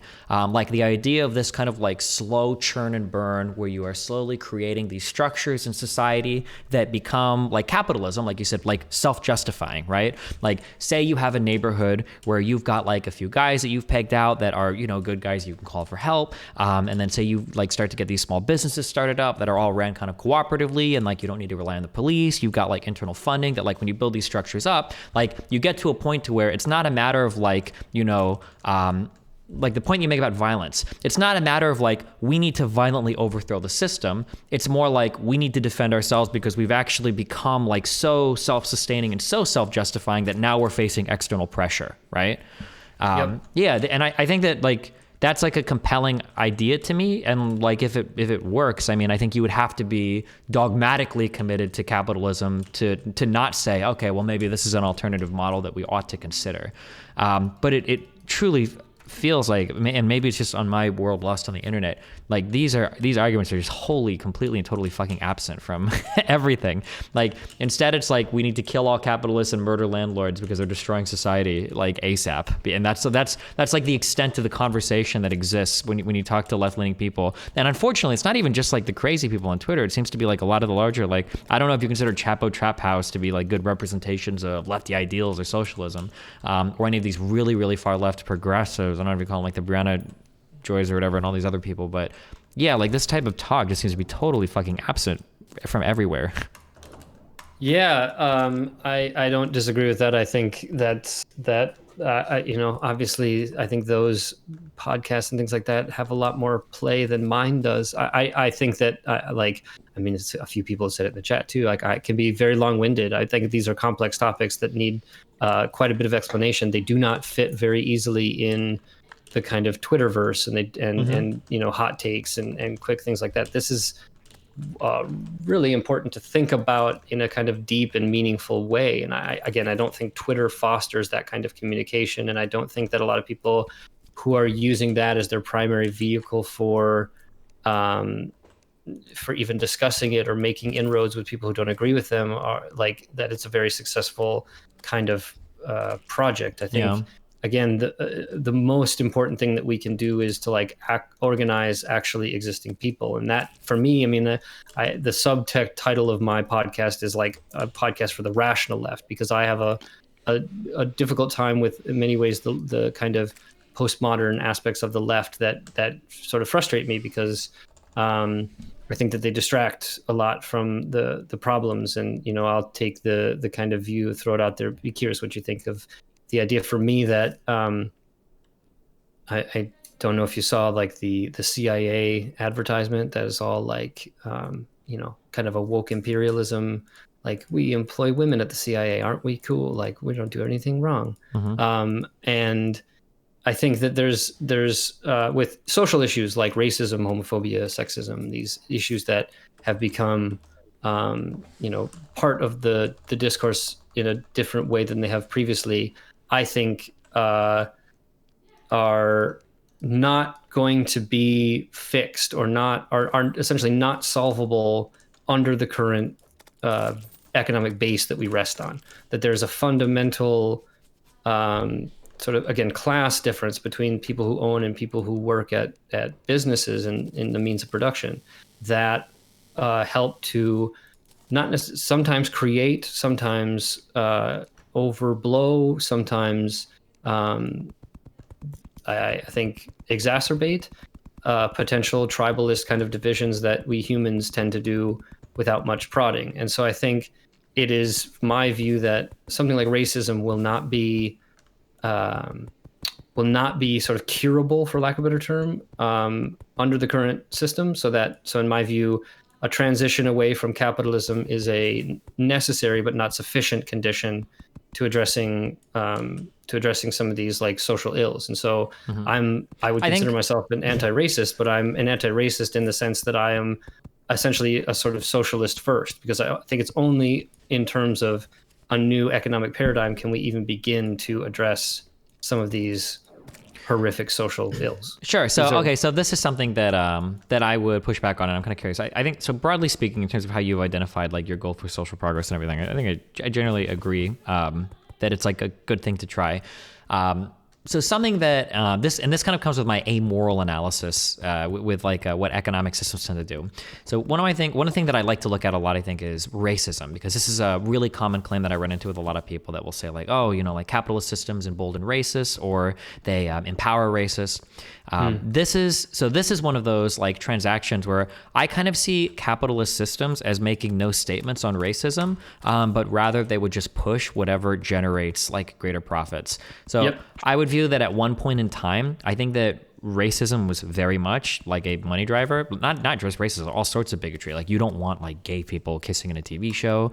You want to portray the nuclear family, Christian values, et cetera, et cetera, et cetera. And there was like a great like monetary reward for doing that. You had real financial incentive for that. But I would argue that like today it's kind of moving, at least in mainstream culture, like pretty opposite to that, to where you have like huge financial incentives to not be racist, but to almost be anti-racist, so to push that as much as possible.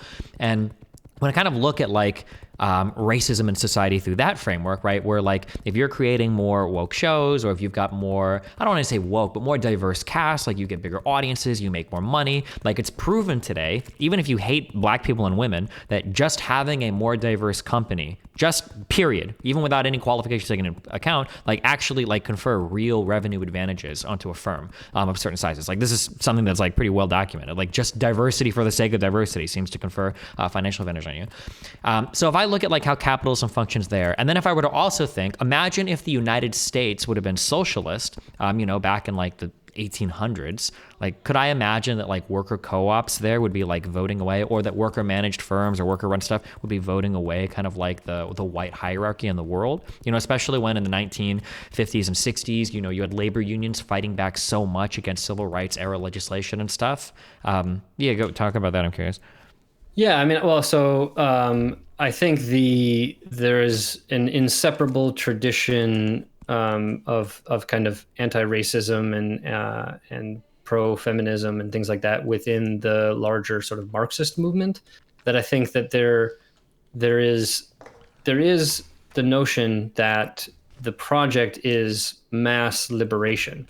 That while the main focus of, in some ways, like the kind of here and now is the emancipation of the working class from sort of capitalist exploitation, that this is, there's a great band, Propaganda, they're like from Canada.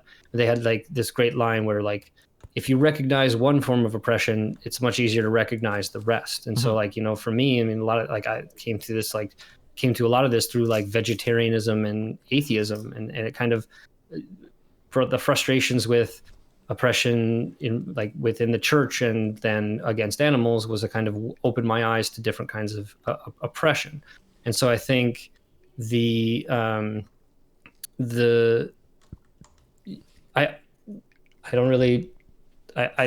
think that you would have, I'd like to think, and maybe an idealistic, like the idealist in me is saying this, that because there is a focus on the kind of general participation of everyone in these projects, there's a built-in anti-discrimination principle that is a genuine anti-discrimination principle. Like, the current anti-discrimination structure reinforces what you might call structurally racist issues, right? So if you start from an unequal position and then you demand non-discrimination, there's like you have difficult time doing some kind of restorative justice process, because that will entail a kind of discrimination, and right. So this is the issue with affirmative action that a lot of conservatives will critique, that this is like conferring a kind of unfair advantage onto quote unquote historically marginalized people,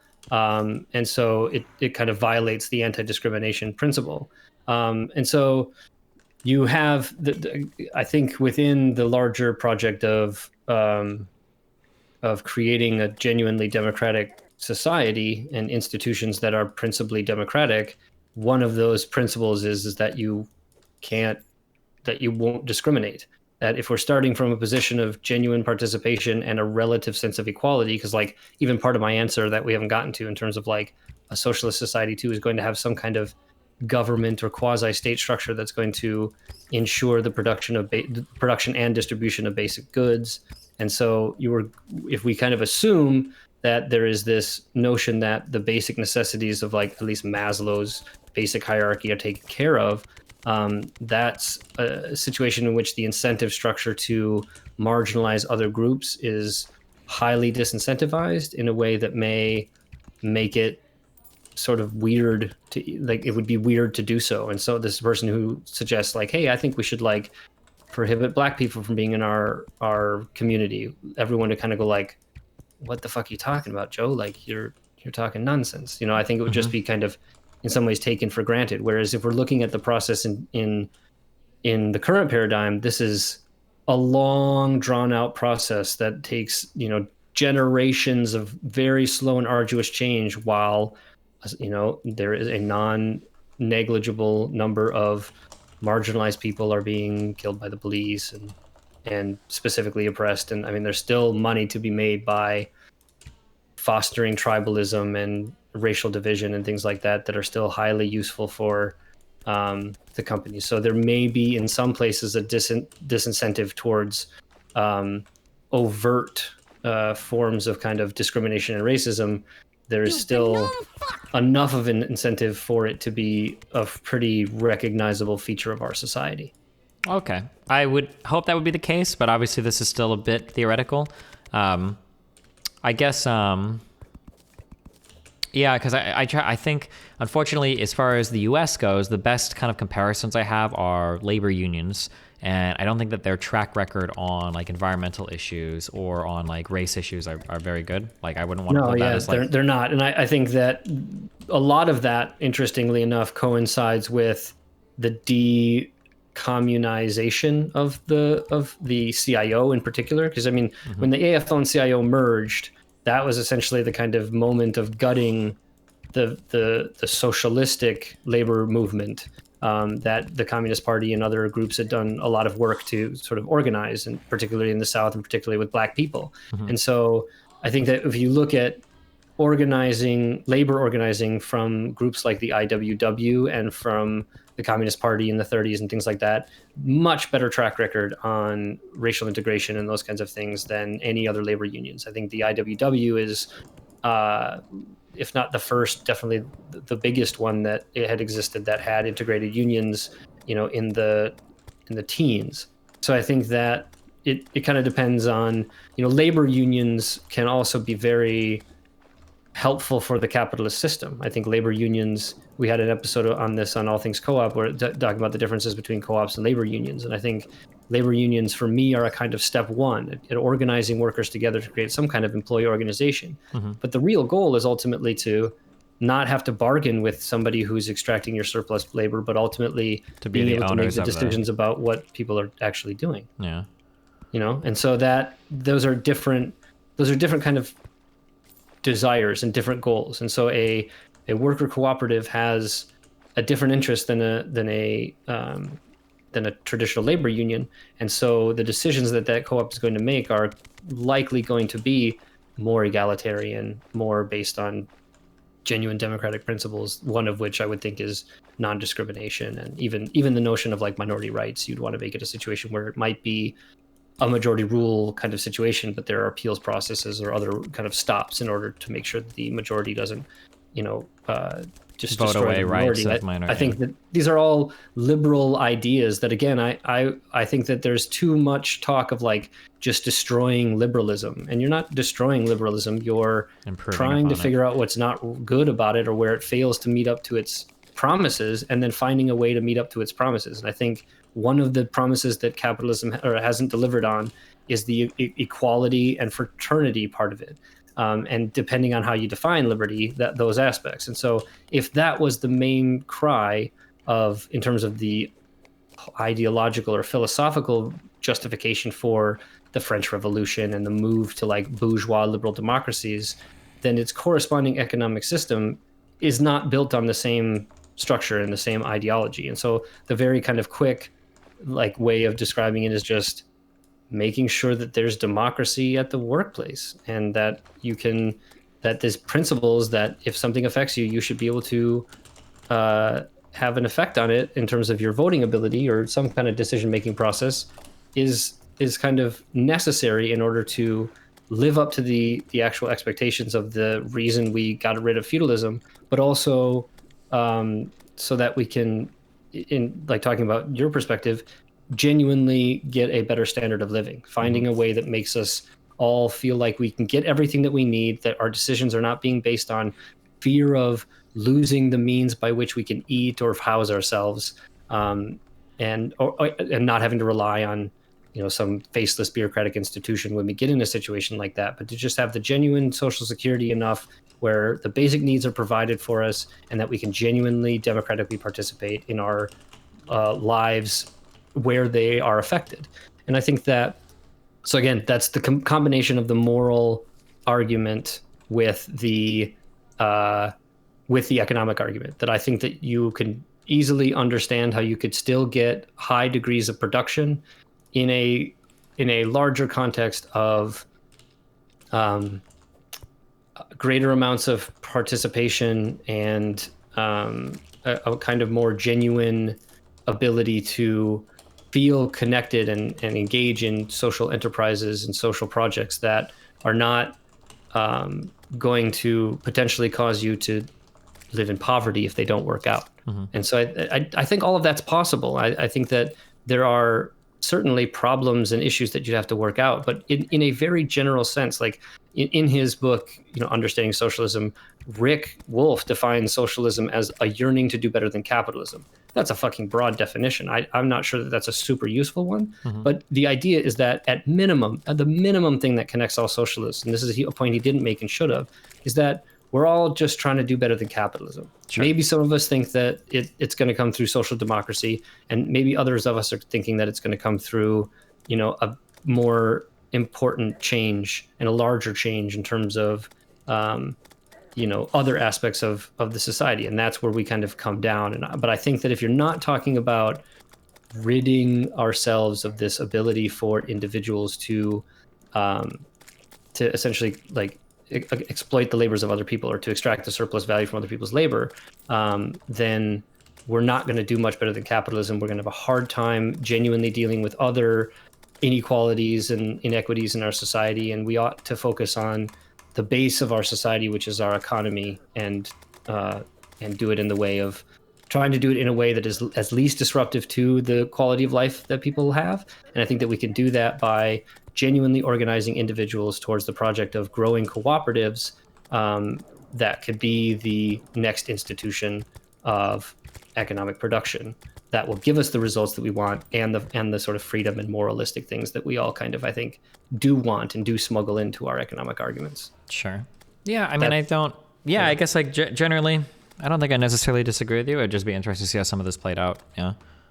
Yeah, and I mean, the issue is then, I think, going back to like the questions or the kind of issues. I mean, labor markets is an interesting question. I think that, again, in a kind of communist system, you'd have the ability to have a kind of free association of labor. So labor's decommodified; it wouldn't exist on a kind of market. You'd have institutions that you'd be able to engage in based on your kind of interest and need and the level of desire in terms of how much you want to participate. And then when you participate, you're able to have a seat at the table. But obviously, I think some people are going to get really involved in some things and other people aren't. And so I just think the kind of idealistic or maybe simplistic answer to your how are labor markets determined is essentially there wouldn't be one, that you're talking about a different means of attributing labor to projects that don't involve commoditizing labor power, which, I think is fairly... I'm curious. So like, let's say that we were on that kind of vein, like, let's say that we're at like our super idealistic communist society for the jobs that nobody really wants to work. How do you get people to work these jobs? Is there just a buy into the society where you're just kind of forced to like work some jobs you don't want, or? So there's a couple of different ways I've thought about this, and that you could do this. The flippant and somewhat easy answer is that we have to understand that we're on the cusp of Post scarcity. well, not necessarily post scarcity. I think there's going to be some things that there's always scarce. Okay. But I think that you're in a situation of automation and technology really unlocking post scarcity in places that it seemed impossible before. I mean, you're already in a system in which overproduction is part of the problem, which is obviously nothing like any other economic system. I mean, the fact that one of capitalism's problems is overproduction is kind of a good problem. It means that the capacity is there. We just have to figure out the best ways to leverage that capacity to provide what it is that we want our economy to do. And I think that if you and I agree that the goal of the economy is to create the highest quality of life that we possibly can, then I think the way you can get there is through organizing production that leverages technology to its greatest degree, that also simultaneously gives people the basic means so that the removal of formerly laboring jobs that provided incomes could be automated in a way that doesn't come at higher social costs than not automating it. So, the obvious one is the garbage man or something like that. One, I think collecting the garbage is actually a super important job, and we often undervalue super important jobs. Keep in mind, I'm not talking about what jobs are important or not. I just mean these are jobs that people traditionally probably wouldn't want to work on. Sure. So many of those will, in my view, be automated by the necessity to automate jobs that don't have a high amount of labor participation. Okay. So there's a kind of incentive structure that, nobody's getting into the bathroom cleaning business. How can we make sure that this is as automated as a process so that as few people have to do it as possible? Mm-hmm. And so your automation push goes from what can generate the most amount of return on my investment to what is most socially advantageous to filling labor holes. And you can do that, I think, fairly effectively, leveraging technology, especially. I mean, we can do base simulations of the fucking universe and stuff on supercomputers and stuff like that. So as the technology in terms of being able to decipher inputs and outputs comes, the idea of the quote unquote planned economy becomes a little bit easier to do. And we can establish, maybe more basic needs that get filled as part of a kind of quote unquote plan. Sure. But that so we're plan kind is of based on inputs and all that kind of stuff. So we're kind of hoping that this is a problem that kind of gets technology away, basically. Is where the kind of the desire for the. It's partially that. I mean, so that's one way. The other way is that you could, and I would in some ways kind of be in favor of essentially national service kind of institutions. So when somebody turns 17 or 18, they spend, 2 years or something like that, 18 months in the social service. And the social service may be jobs that are less sought after, but are socially necessary. And so you have people who essentially get us kind of assigned to these roles and experience what it is like to do these kind of things, get an appreciation for less desirable jobs, but actually kind of fill that social need. That would create a kind of social cohesion so that, you kind of, no matter who you met, you could ask them what they did for their service, and it would be a means of being able to talk to someone, similarly to conscription is in Israel or other places. Mm-hmm. So that way you could essentially assign people to jobs for which there is a labor scarcity, and they would kind of quote unquote be forced to do that. But again, it would be under this guise of social service, and you'd obviously be sufficiently compensated. You're obviously getting your basic needs taken care of, but you'd be, compensated so that you'd be able to participate in what I would kind of propose is that you'd have non-market conditions for basic needs. So you'd have either quotas or some kind of rationing in order to allow people to get food and housing, and so decommodify some of these basic needs. But then for anything else that is what we might call a luxury item, just beyond the basic needs, those can all engage to me in market interactions. And we can either set up a system where people who are doing the necessary service or the jobs that are engaged in the basic needs economy are given a kind of UBI or a stipend for doing so that is purchased by a government agency or something like that, some kind of holding company that will be a cooperative that could be just buying the goods that are created for the basic needs and then finding the distribution mechanism either by a store, direct delivery, or whatever. And then there can be a whole sector of the economy that's like making cool shit and more interesting stuff and airplanes and all this stuff that like not everybody needs. And those can be subject to kind of market conditions in terms of trying to find price values and thinking about investments and judging demand and these kinds of things that are, again, traditional things that I think you are familiar with and have argued for, and in a way that I think you could use, because I still want to harken back to my definitions of capitalism and socialism being modes of production and not necessarily modes of distribution, because I think the distribution mechanism, I'm fairly flexible. I don't really care that much about the distribution mechanism. I think we could do a kind of whatever works kind of system. And I think every other mode of production's had markets. And so I think markets fill some kind of role, but I think that obviously regulated, controlled, efficient markets are the kind of ones that we want to create, not ones that minimize the perverse incentives and create a system that allows for people to participate and even get some of the value from the labor that they do in the luxury market, but still know that they're going to have their basic needs met, and so that this participation in the luxury market is kind of for fun, but just the way you enhance your individual standard of living by engaging in the kinds of individualized, commodity consumption that you want to do. Sure. Yeah. Okay. Yeah, I understand what you mean. So the question for me, I guess, as I know that I think I've presented some of these in a way that's different than a lot of other people, and maybe there's some like nuance and things that it isn't just like let's grab the guillotine and eat the rich or whatever. But there's a question for me of like, how can I get Destiny to be a socialist? And I think the things I would be curious to hear are just sort of like, based on the way that I presented it, is the biggest critique that we just don't have sufficient data to see if it would work, or is there some kind of theoretical issue that you think is non-overcomable, or what would be the thing that would keep you from diving down the rabbit hole of Marxism in a way that you'd read the Grundrisse or some kind of thing to get a little bit more familiar with the deeper aspects of this idea, more so than Twitter.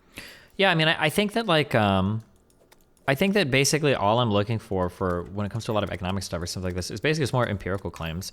I think that if these types of things were popping up and they were actually like started to be pretty successful, I think I would just immediately hop on board. Like, okay, yeah, there's like a model that we need to push for more in the future. And then like once certain models have become more kind of like field tested or battle tested or proven, then you just kind of incrementally push for more and more and more. And I think that's more or less kind of what I would be on board with. Yeah.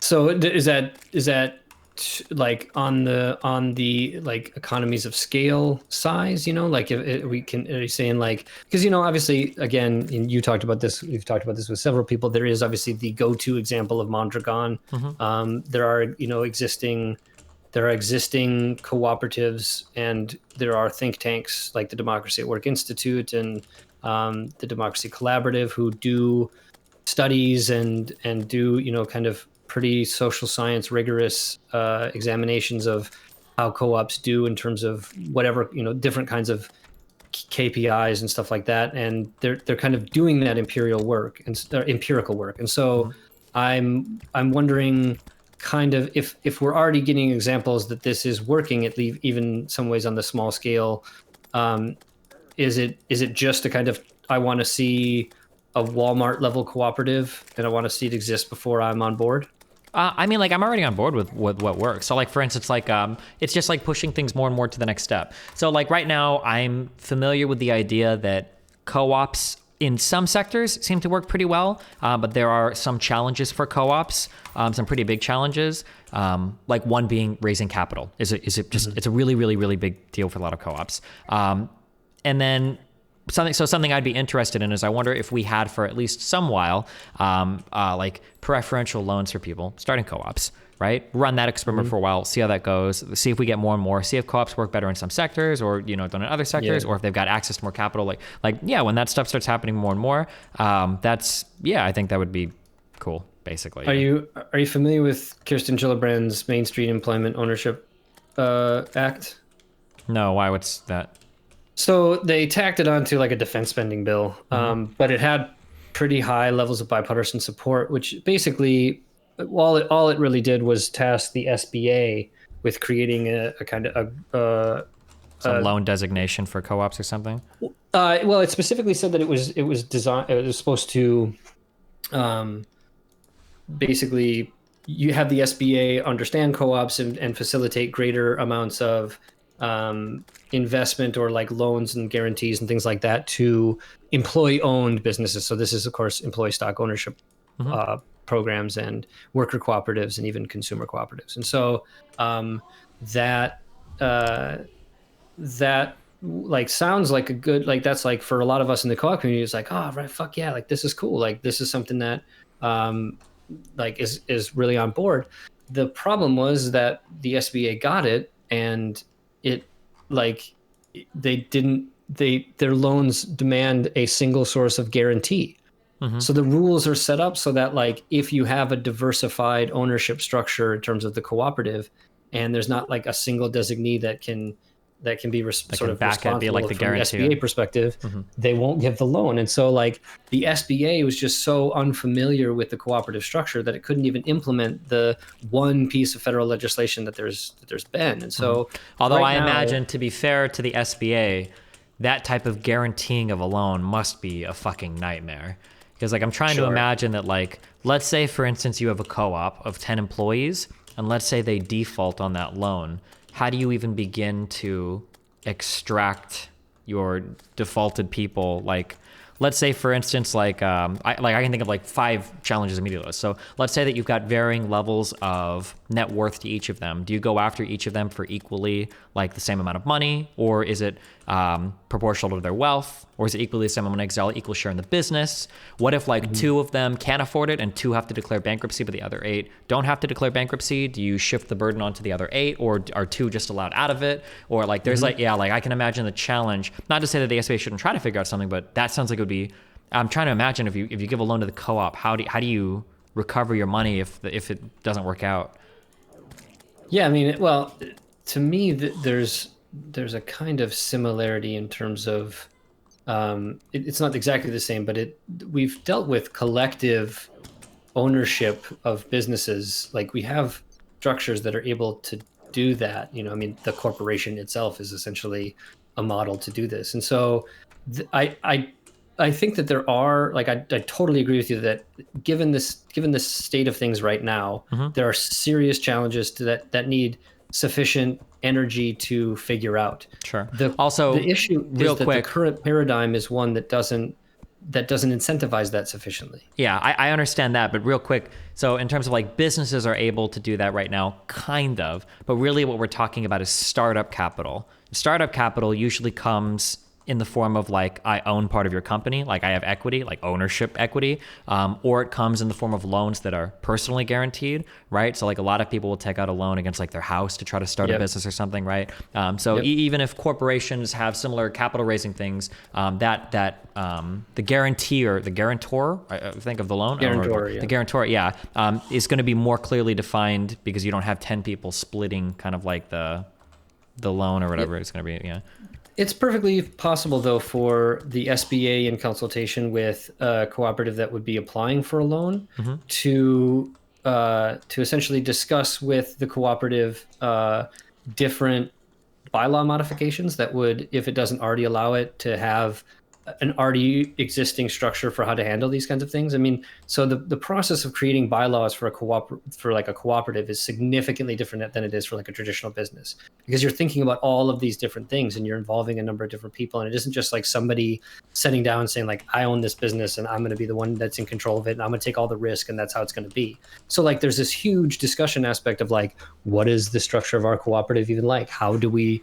distribute dividends? Are we going to give people wage? Like all of these kinds of like important important questions. And so it isn't impossible for the SBA to say, look, in order to get an SBA loan or a loan guarantee or whatever, you have to have in your bylaw provisions that, an explanation that is sufficient for the SBA in terms of what happens when an SBA type of loan is defaulted on.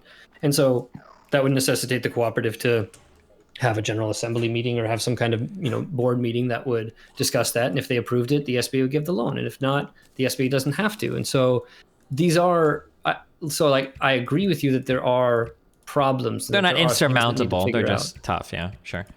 But these are not insurmountable problems by any stretch of the imagination. I think these are all kind of, we can identify what these are, and then we can put our wonky brains together to try to like figure out what the right policy is. But the larger kind of issue is that it just in general, we're talking about a capitalist mode of production. And so while that mode of production allows for cooperatives to kind of exist, again, that superstructure that exists on top of the base economics dynamics is one that is oriented towards maintaining and supporting that mode of production. And so when you're attempting to create a new mode of production or utilize a new way of doing things within the confines of that previous system, you are at a significant disadvantage, and you are going to be at a significant disadvantage until one of two things happens. One, you gain so much economic power that you outcompete them, or two,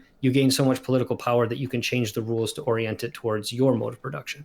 And I think that the smart approach, or the way that you really think about an ultimate like revolution to get us towards an economy that is geared towards cooperative ownership of the means of production, is going to be both of those together. You won't be able to do just one. So you can't just do co-ops. You can't just like, I'm just a co-op dude, I don't care about socialism or politics. And you can't be like, all I care about is politics and revolution, that's what I care about. Like, you need to do both. And if you don't do both, then to me the project is sort of doomed from the beginning, because again, none of these problems are insurmountable. They just take some necessary political will. Sure. And so that's why, to me, like, the questions of like, where do you organize and how do you organize and do all this kind of stuff is much more nuanced and difficult than like, I'm going to go on Twitter and say, fuck the rich. It's about like looking at the current existing political parties and the political dynamics and saying, what can I do in, right now? And I think for me, one of the reasons I put my weight towards cooperatives is because it's something we can do right now. This is allowed in the sort of capitalist system. And we should take advantage as much as we can, move the levers as much as we can, but we're not going to unless we can gain sufficient political clout. And we're never going to do that without, engaging with a political party. And I think that that's probably DSA. And so for me, that's, it's like I have this podcast and I'm trying to organize within DSA to move us away from being the left wing of the capitalist Democratic Party and towards being a genuinely like socialist party that wants to help co-ops and change laws that are able to grow co-ops so that we can grow that society and that we can gain elected office and we can implement even some social democratic policies that would make people like us, and we could hopefully move the ball forward and create a dynamic in which cooperatives could compete with capitalist enterprises on at least a more equal playing field, such that I think that if they were able to do that, they would likely win. And it would likely at least be able to compete on the same level, if not have better outcomes. And I think that might be a situation where people like you would be more convinced that a new society and a new economy based on cooperatives was not only possible, but is in some ways the affirmative thing that we should do. Sure. So it's like so all in all, like, again, this is not, I guess, the traditional destiny debate where there's like acrimony and things like that, but it's the kind of frustration I have with hearing some of the discussions that you have is maybe the dismissiveness by which you take some of the interlocutors, even Rick. And again, I don't think Rick presented the same arguments that I've done here in his debate. I think he would agree with many of them, but didn't obviously present it in the same way. But it seems that there's a kind of maybe there's a disdain, maybe there's like just a frustration with the lack of like kind of genuinely thinking about these things. But I think it's more it's the double pronged thing.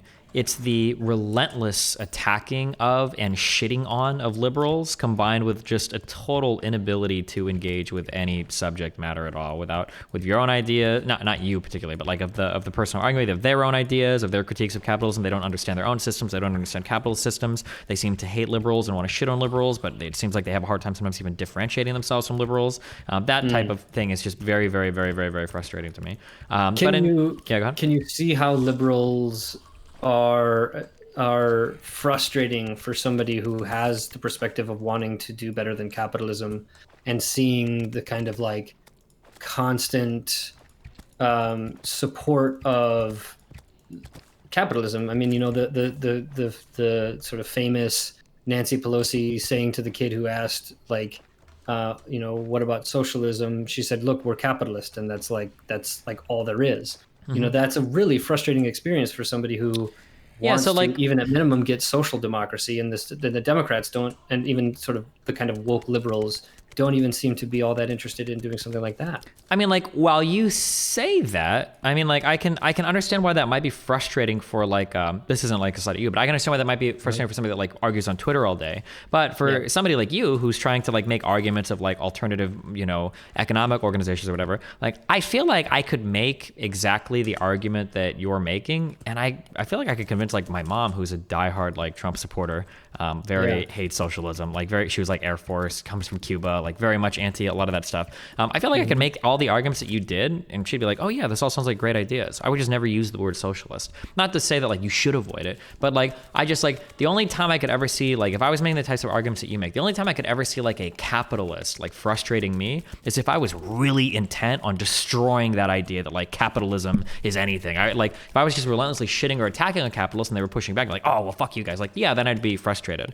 But like if I was trying to make these arguments, you know, that like, hey, like wouldn't it be cool, like just because, you know, you're in a certain spot in society, maybe we shouldn't have to work like super shit jobs. We have like literally zero control over our workplace. And like, haven't you had like a really shit boss before that seems like they almost like get a kick out of like telling you what to do and stuff? Like, I feel like these are arguments that I could like deliver to people in ways that I would never even invoke the socialist word. And I don't know if they would ever interpret it as such, because it would just come off as like kind of ideas or values where it's like, yeah, I think this would be kind of cool. Yeah, I think that's interesting. To be really clear also, I'm not saying that like for you personally, like, oh, like you're a dumb fuck because you identify as socialist, blah, blah, blah. Yeah. But I'm saying in terms of like arguing it to other people, I just don't know why you would ever invoke the word socialist. Because like most of what you've talked about, maybe like really far down the line, I think that I would like very, very gently critique capitalism if I was making an argument to somebody like this. Like I might like very gently say something along the lines of like, yeah, you know, it sucks that like we have no control over what goes on in our business, so we can't like figure anything out for our workplace. But I mean, like, hey, like I guess if you don't have the money to start a business, you're kind of fucked, right? You know, like, and I think most people would agree with that. And that's kind of like a very gentle critique of capitalism. It's an attack on the owner class, really, but like in a kind of an American friendly way. Yeah, I think that, yeah, I feel like you could get most of those critiques across without ever being like, oh, just, you know, capitalists and liberals, you know, all get the wall, fuck you guys, and socialists rock, you know, which is like 99% of the Twitter arguments I see, not what you've presented me with today. That's the kind of tribalist version of all of this, you know, and it's got a long and rich tradition that has, I think, done a lot more damage than it's you know, done good. But I think for me, the adherence and use of the word socialism, there is a bet that I've made in the sense that I think that it's worth trying to take back that definition from the propagandized version that both the Soviet Union and the United States used, basically saying that the Soviet Union was somehow a socialist state or economy. I think that there is so much good stuff in Marx and you know, a long tradition of people who called themselves socialists and would say that they were arguing for socialism, that is really good and really useful kinds of stuff that if you avoid the label or you avoid the tradition, you lose. And so there's kind of a question in terms of like going back to the praxis thing. You need to be able to have a theoretical approach that allows you to like make the right practical decisions to be able to make headway. And I think taking the position that like people have been propagandized to believe that like everything socialism is bad, and you have to do all of this work at the outset to like kind of deprogram people, which is I think what Rick Wolff was trying to actually do, was to try to say like, look, like there's so many bullshit definitions of socialism, and there's like a lot of different ones, and so like of course it depends on who you ask. But I think the there is a long and good tradition in socialism that is still worth keeping. But I agree that it's an uphill battle. But it isn't an uphill battle because the truth of the matter is that these things were like really horrible or representative of a failure of like ideology. It is really like I make the quip a lot of times that the only way to truly understand what happened in the Soviet Union is from a Marxist perspective. That like if you don't take a Marxist perspective, it doesn't make any sense why it didn't work, and you'll do something like it was just the ideas of socialism that made it fail. It's like similar to the kind of argument that like you can explain Middle Eastern terrorism by appeals to the like ideology of Islamism or something. It's like, or the ideas of Islam. It's like, well, that's part of it, but it's not the full explanation. And so I think that like there's a value there, and I think we would lose something if we didn't come back to that tradition, particularly the kind of Marxist approach. And I think that this is not what we were talking about, because I was more focusing on the nuts and bolts of like some of the economic questions and talking about cooperatives and stuff. But I think Marxism is a bigger tradition than the economic part of it. And there's a whole philosophy, and there's a whole, it's a whole lineage of thought, of like Western thought, that gets too easily laughed off and not understood enough. And do you think because I understand what you're saying, and I'm empathetic towards what you're saying, but at some point, it's like the swastika used to be a symbol of peace. Like, is it worth it, like, ever trying to reclaim that? Or is it just like, fuck this. Let's just do something different, Yeah. That's kind of like, I guess it's kind of how I view it. And maybe because I try to think, especially if we're talking labels, more often than not, we're talking like political practicality or pragmatics, right? Because in an academic sense, we can say and discuss whatever we want. Like the labels aren't necessarily that important as long as we get our facts straight in the beginning. It's whatever, right? But from like a social policy point of view, or from like a pragmatic point of view, right, the labels become really important because people, identify strongly with certain labels and against certain labels and are very tribalistic. I guess maybe we just kind of I just don't see a value there in terms of like, that like the opposition that like the average American and even people coming from like South America have to like the label of socialism, and then you juxtapose that to the relatively incontroversial ideas I think that you've talked about here. Like I don't think anything you've said would make anybody like recoil in disgust. Like it's not like these are horrible things. I guess that fight seems lost on me. It just seems like one to echo kind of what Krugman said. Krugman was saying like, if Bernie Sanders gets elected, and I might not agree with all of his policies, but for the most part I think he has a lot of good ideas. Like I'm gonna have to write op-ed after op-ed after op-ed explaining why, like, okay, I know he says he's a socialist, but he's not like China, he's not like Mao, he's not like Stalin, he doesn't mean this, we're not gonna do it with Venezuela. Like there's so much that you have to divorce yourself from. It just seems like so much work for like no reason. I don't know what the gain is unless you're talking in a purely academic sense. Like, well, if we're Marxist, we can analyze things in a very academic sense, but like from a practical sense, because you would agree, or maybe you wouldn't agree with this, in a practical sense, you really don't need to know anything about Marx to like live in a happy, healthy socialist society. Like theoretically, that's something that you would participate in at will. Kind of like how like in a capitalist society, right? Like 99% of people don't know anything about how this is part of the problems with socialism or any alternative system is the onus is on you to like explain so many things that people take for granted, right? Like how would this work in a totally different paradigm? So yeah, I mean, like I guess. Okay, sorry, I think I'm repeating myself like for the fourth time. I just don't see the point of the struggle. Yeah. Yeah, I think partly the reason you don't see the value in the struggle is, and this isn't to denigrate you, is just that you're not as familiar with the tradition, and like you may not see the value of it, and in some ways like I do, having been kind of steeped in it for several years. I think that there's a lot of really valuable shit that you kind of don't want to lose by sort of muddying the waters. I do think, though, there is this practical question. I mean, I used to be a like standing on the barricades, like cringy, eat the rich kind of socialist. And I think there's a shock value. There's kind of like I was always into like punk rock and shit too. So there's like a punk rock kind of value to that. A kind of fuck authority perspective that is like, especially for younger people, it's just sort of like comes with the territory in some ways. But I think that my tactic in many ways now is to argue or to make these cases similarly to how I've done with you in a way that is easily understandable, that doesn't use a lot of like rhetoric and kind of useless sophistry, and gets down to like brass tacks about what we're actually talking about. And I think that does I often will kind of pull the card trick of saying like, yeah, and this is all socialism. And that a lot of times, like in terms of even the tactics of this or why engage in the struggle, for me, the reaction to that is almost always like, what the fuck are you talking about? Like, that's not socialism. Like, socialism is like May Day rallies in Red Square and Stalin standing on top of Lenin's tomb clapping, and like all of the, and like gulags and all these terrible things that even leftists talk about, And I was called myself a Trotskyist for a long time. I couldn't tell you how many like ice pick jokes you'd hear and all this kind of like really, again, I think cringy kind of shit that is really like not helpful on the sort of socialist left.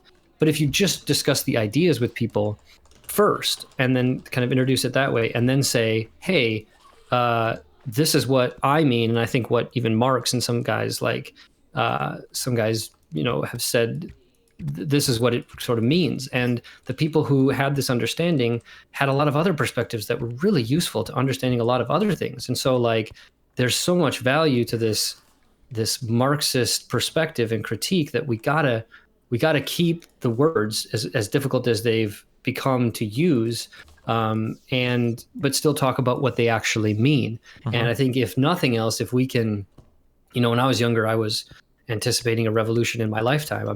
I don't know if that's going to happen. So for me, it's again, from the praxis position, the most important thing I can do right now is educate people on the possibilities of worker cooperatives, what worker cooperatives exist, and what issues they're having, and how we could better like support them, and how we could grow that sector of the economy to give capitalism a run for its money. And I think that that's a different approach than being edgy and saying, I just want to like kill Jeff Bezos or something like that. Like that's a very piss poor analytic approach that won't get that will not convince anyone to become a socialist except for other cringy people. And I think as I've seen the left develop over the last 20 years, it's gotten a lot worse and significantly frustrating. If you want to have interesting, nuanced discussions, then you often can't have them because the situations are the ideologies are so siloed, or there's a huge issue of like splits and shit that happen on the left that cause like acrimony within the left, and all of these kind of like really frustrating things that I find annoying. But there's still enough in this process and enough in this tradition that is worth fighting the good fight towards like still calling it socialism. And I think that what's frustrating to hear from you is that somebody who talks to people a lot and talks to a lot of different people, and who is not dumb and knows what the labor theory of value is, and some of these other issues, and can present like legitimate questions about policy approaches and things like that, is dealing with people who poorly represent the ideas. And I think this is gonna sound really circle jerky or whatever. Like the entire world was full of people like me or whatever that like want to sit down and have like these really nerdy, geeky policy conversations and academic debates on philosophy and fucking economics and all that shit. Then I would be more amenable to you. I'm curious, like, have you ever tried to have like conversations with like super normal, like middle-aged Americans about these types of ideas though? Because it just, or worse yet, normal conservatives, because it feels like, I feel like for a conservative, I think I could get them on board with a lot of what we're talking about. But as soon as I were to utter the word socialism, like it's game over. Like at that point, they're lost on everything. I could say that like, you know, like bosses shouldn't be able to rape their workers, and they'd be like, well, I don't know if they privately own the firm. Maybe they're like, they would go like, as soon as you introduce the word socialism, they're like, they're gone. They're like, their brain is completely empty. Yeah. Do you ever talk to, or and I know you don't do like a debate show, but do you ever talk to people that are a little bit less kind of like academic minded and more just like on the ground, like maybe independent / conservative type people or whatever, and kind of talk to them about these types of ideas? Yeah, I have had the opportunity to do that partially because of the like because I don't shy away from socialism and the socialist labels, right? So like I have a shirt on right now that says socialism is democracy in the workplace. And I've like worn that shirt outside and have had people stop me and go like, what are you talking about? What does that shirt mean? Like, like that just sounds like some kind of cooperative or something. And it allows me the ability to have, I have like the hammer and sickle on my phone. So when somebody sees me open my phone, I've had several people, just like random people, just ask me like, are you a communist? You know, and they do it and they have that like exasperated, like, what, like, could it possibly be? And so it gives you this sense of saying this opportunity to educate in the sense of saying, yeah, I am. And I'm not this like, because again, I think people have a caricature similar to you in your mind of like what a socialist talks like. And I'm not saying that it's necessarily an untrue caricature. I think it's a true caricature in the sense that like there are a lot of people who sound like that and talk like that. But I have had the conversation where it's a lot of like, are you a communist? And the immediate response I'll always have is, well, it depends on what you mean by communism. So I'll immediately begin in that discussion of like a definition. And I will try to pretty clearly make sure that we're not talking what some might say is crazy talk, right? Yeah. So I'll not present some kind of like thing against markets or something like that. Like I will often go into moralistic kind of arguments in the sense of like talking about the values of democracy and participation and those kinds of things, because I do think that those are, for the average person who isn't a wonky person, those are the kinds of things that really matter and that animate people. And so if you do talk about, you know, the issues of capitalism, not so much in terms of its like frustrating barriers to entry for all sorts of things, or, you know, inability to like find something that you actually want to do or something like that you love to do or something like that, then that is a more visceral kind of connection. That goes a lot better than like, what should the SBA do about funding cooperatives? Yeah, I'm sympathetic and empathetic and all the pathetics to your, well, that's, I mean, not pathetic. I was going to say, are you sure you're pathetic? To your arguments, I understand what you're saying. I guess it's just like, there are certain labels. I guess this is actually like a totally independent argument from the social thing. There are just so many labels sometimes that get just so fucked. Like I'm like, fuck this, I'm not even going to try. Like, like I can think of a few, I guess in my example, like, especially like 10 years ago, it's not so much today anymore, but like, I don't know if I would, like 5 years ago, I would never publicly like describe myself or introduce myself as like an atheist, right? If you spend any amount of time online, maybe for easy to understand, because oh my God, like that was a very, very, very fucking edgy kind of community. And even if I was and still am like very much an atheist, I don't want anything to do with like 90% of people that are calling themselves atheists. Or even like more recently, I would never identify as a PC gamer, because like I do play most of my games on PC, but oh my God, people that are like, I only play PC, like they're cringe. Or even like the gamer label in and of itself. Like I would never, like on my Tinder profile, whatever, I don't put like gamer. Like I just don't, because holy fuck, that label is fucked. I guess I don't know how much we're necessarily not connecting on the socialism things, more so maybe just like a different philosophical idea of like, and also my background might be really poisoned here too, because of like everything I've done online. Like for me, labels have become like just a big confusing point where as soon as somebody applies a label to somebody, usually labels are only used to attack people.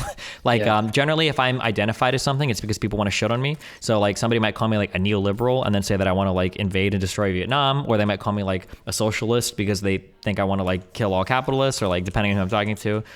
So like I guess maybe just because of my online history with them, and even I guess to some extent in real life, like my association with labels is usually really negative. As soon as somebody introduces themselves as a label, they've got to spend more time saying what they aren't rather than what they are. Like, ugh, yeah. I think that's just related to the fact that there's an exacerbation of an already existing short attention span that I think a lot of us have, and we're all dealing with like a number of different problems, and I think it's in some ways like this is like something I've been doing for a long time, so it's sort of like in my nature. You have a sort of job that kind of gives you the freedom to be able to do this, and so I think that for a lot of people, labels are quick, quick kind of easy ways to regurgitate something. And I mean, even you and I in this discussion wanted to make sure that we provided some labels. I mean, they are useful to make sure that like you know what you're talking about. But I do agree that like if someone called you a neoliberal, it would necessitate what they meant by neoliberal, right? Because like that obviously is another word that have such an elastic definition that it can apply to just about everything. But if you created I think David Harvey has a good definition of sort of neoliberalism. It would depend on, then we could make a kind of educated review of your adherence to certain sort of philosophical positions within the Washington Consensus or something like that, right? Sure. You could do that, but that's hard. Yeah, that, and then like 95% of people that will attack me with the label neoliberal don't even know like what the Washington Consensus is. So it's like, okay. So it's like if I get called neoliberal, depending on who it is, it's either like a really big compliment because like, oh, he's like he's not a socialist and he wants a big welfare state and he's like kind of based on his like foreign politics. And then other people say like, oh, he's a neoliberal. He wants to like roast Vietnam to the ground. He hates poor people. It's like. And I see that used with basically every not every liberal, every label just gets, I don't know. It might be my position online. They're just so abused and ugh. It seems maybe ironic of me to ask, given the fact that you're like saying that you don't like labels, but like, if there was, I'll put it this way so that you don't have to do a label, but if there was a social democratic party in the United States, so let's say there was like a Labour Party and a Lib Dem party and a Conservative Party like there is in the UK, and you had the ability to vote for what one might call a kind of traditional classic liberal or even neoliberal party like the Lib Dems, or a more kind of progressive labor-oriented political party, which one would you vote for? I feel like I would solidly line up with what most people consider to be like soc dems across like Scandinavia. So like Sweden's like Social Democrat Party, which I think is their largest party. I think I would like pretty accurately line up with them. I don't think I would line up necessarily with most like far left labor parties. Although I probably agree more with them than any of like the right parties. But yeah, I think I would be like, I think like I'm most accurately probably described as a soc dem, but I have a bit more controversial takes on foreign policy things. So that's where some people call me neoliberal. But yeah, I think I'd probably largely line up there, like kind of like center left in most European places, or at least in Scandinavia. When you said controversial positions on foreign policy, that would make you not considered a social democrat? So it's hard to say, but at least in the U.S. and at least on Twitter, most people see. I think you can be a social democrat and still have kind of takes on foreign policy, but I've seen a lot recently, especially online, that if you're a social democrat, it means that you are 100% like almost like an isolationist when it comes to foreign policy. Like America needs to pull back every single military base. We need zero military presence anywhere around the world. Nothing anywhere. Nothing with Israel. Nothing with literally any country ever. We need to move on all like so. If like and sometimes that becomes like the testing ground for like a lot of soc dems in terms of like if you're imperialist scum or not. So, but I think that's kind of like a one-dimensional view of foreign policy. So I don't subscribe to that. Yeah, I mean as somebody like I studied international law at law school, and so the question of like international relations and things like that is of particular importance, and I think that's obviously outside the scope of what we plan to talk about. But it's like I'm fascinated by, because for me, if I asked myself that same question, like if there were those three parties, I wouldn't consider myself a social democrat, but I would definitely vote for a social democratic party.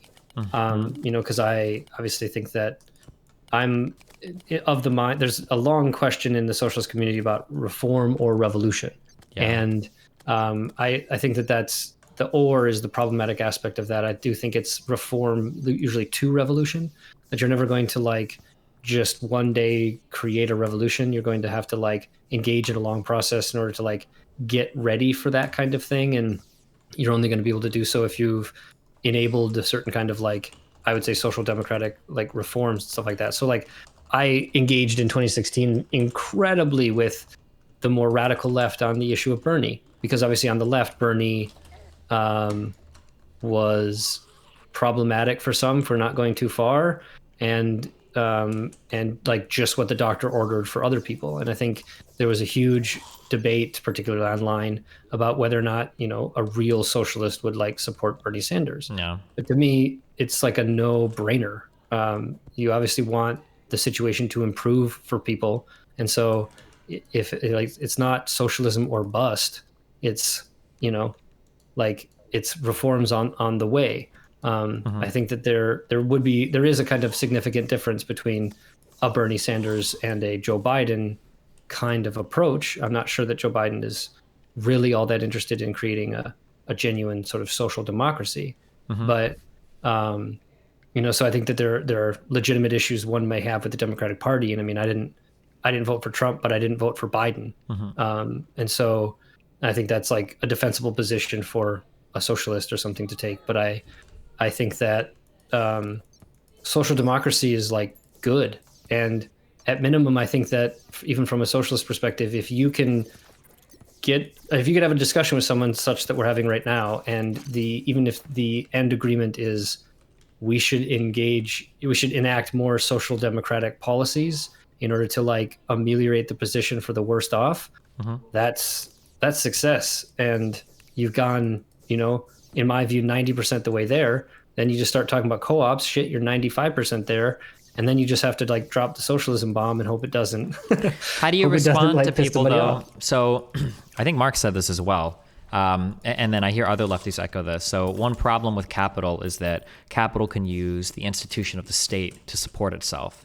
And there are some lefties that would argue with you that you're essentially advocating for capital to utilize its position as kind of like being, whether through lobbying or whatever, is using its position to sustain itself indefinitely using state funds. So, and then generally, like generally the accelerationist argument that I hear is that it's like, oh, well, you want to create welfare? Well, congratulations. Now you've got capitalism forever, because, you know, people aren't going to revolt unless they're starving, and they're going to think everything is fine when it's not. And now you're using the state basically to permanently keep capital around. What are your responses to arguments like that?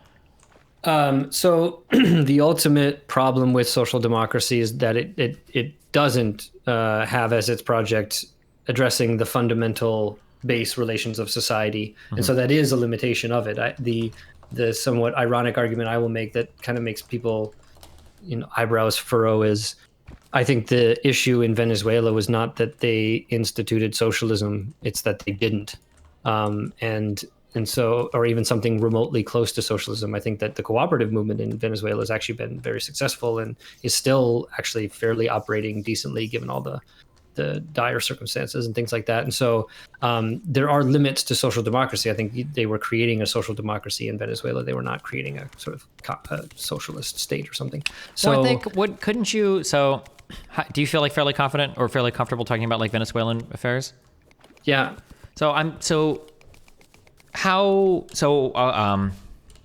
It felt to me like Venezuela thought they could move in that direction. So on surging oil prices, the Venezuelan government begins to expropriate different industries. They begin to set stringent price controls across different sectors of their economy, and they are able to do it for a while. Although private businesses begin to dry up, they're not able to figure out anything publicly. Do you not view this as any sort of failure at all towards trying to move towards a more, I guess it's not really socialist because we didn't get to the part with the workers manage stuff yet, but do you not see that at all as kind of like a failure in terms of like moving in that direction?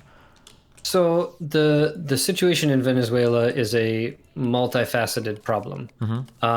So one of them is, yes, there's been a certain amount of mismanagement. Now that's mismanagement in a certain context, and I think the context is obviously incredibly important. And so that's that's Sure. in the context of significant U.S. intervention in terms of the economy and even in politics and things like that. And Sure. so I will say, as a caution, so a lot of people will point to like U.S. sanctions that exacerbate some of Venezuela's problems, but Venezuela was facing hyperinflation before any U.S. sanctions were placed. To be clear on that. Yeah, it definitely isn't the sanctions alone. I think the sanctions simply exacerbated, but there were other things that the United States did to attempt to destabilize the economic situation and the political situation in Venezuela under the guise of humanitarian assistance and things like that. So there are definitely problematic aspects to U.S.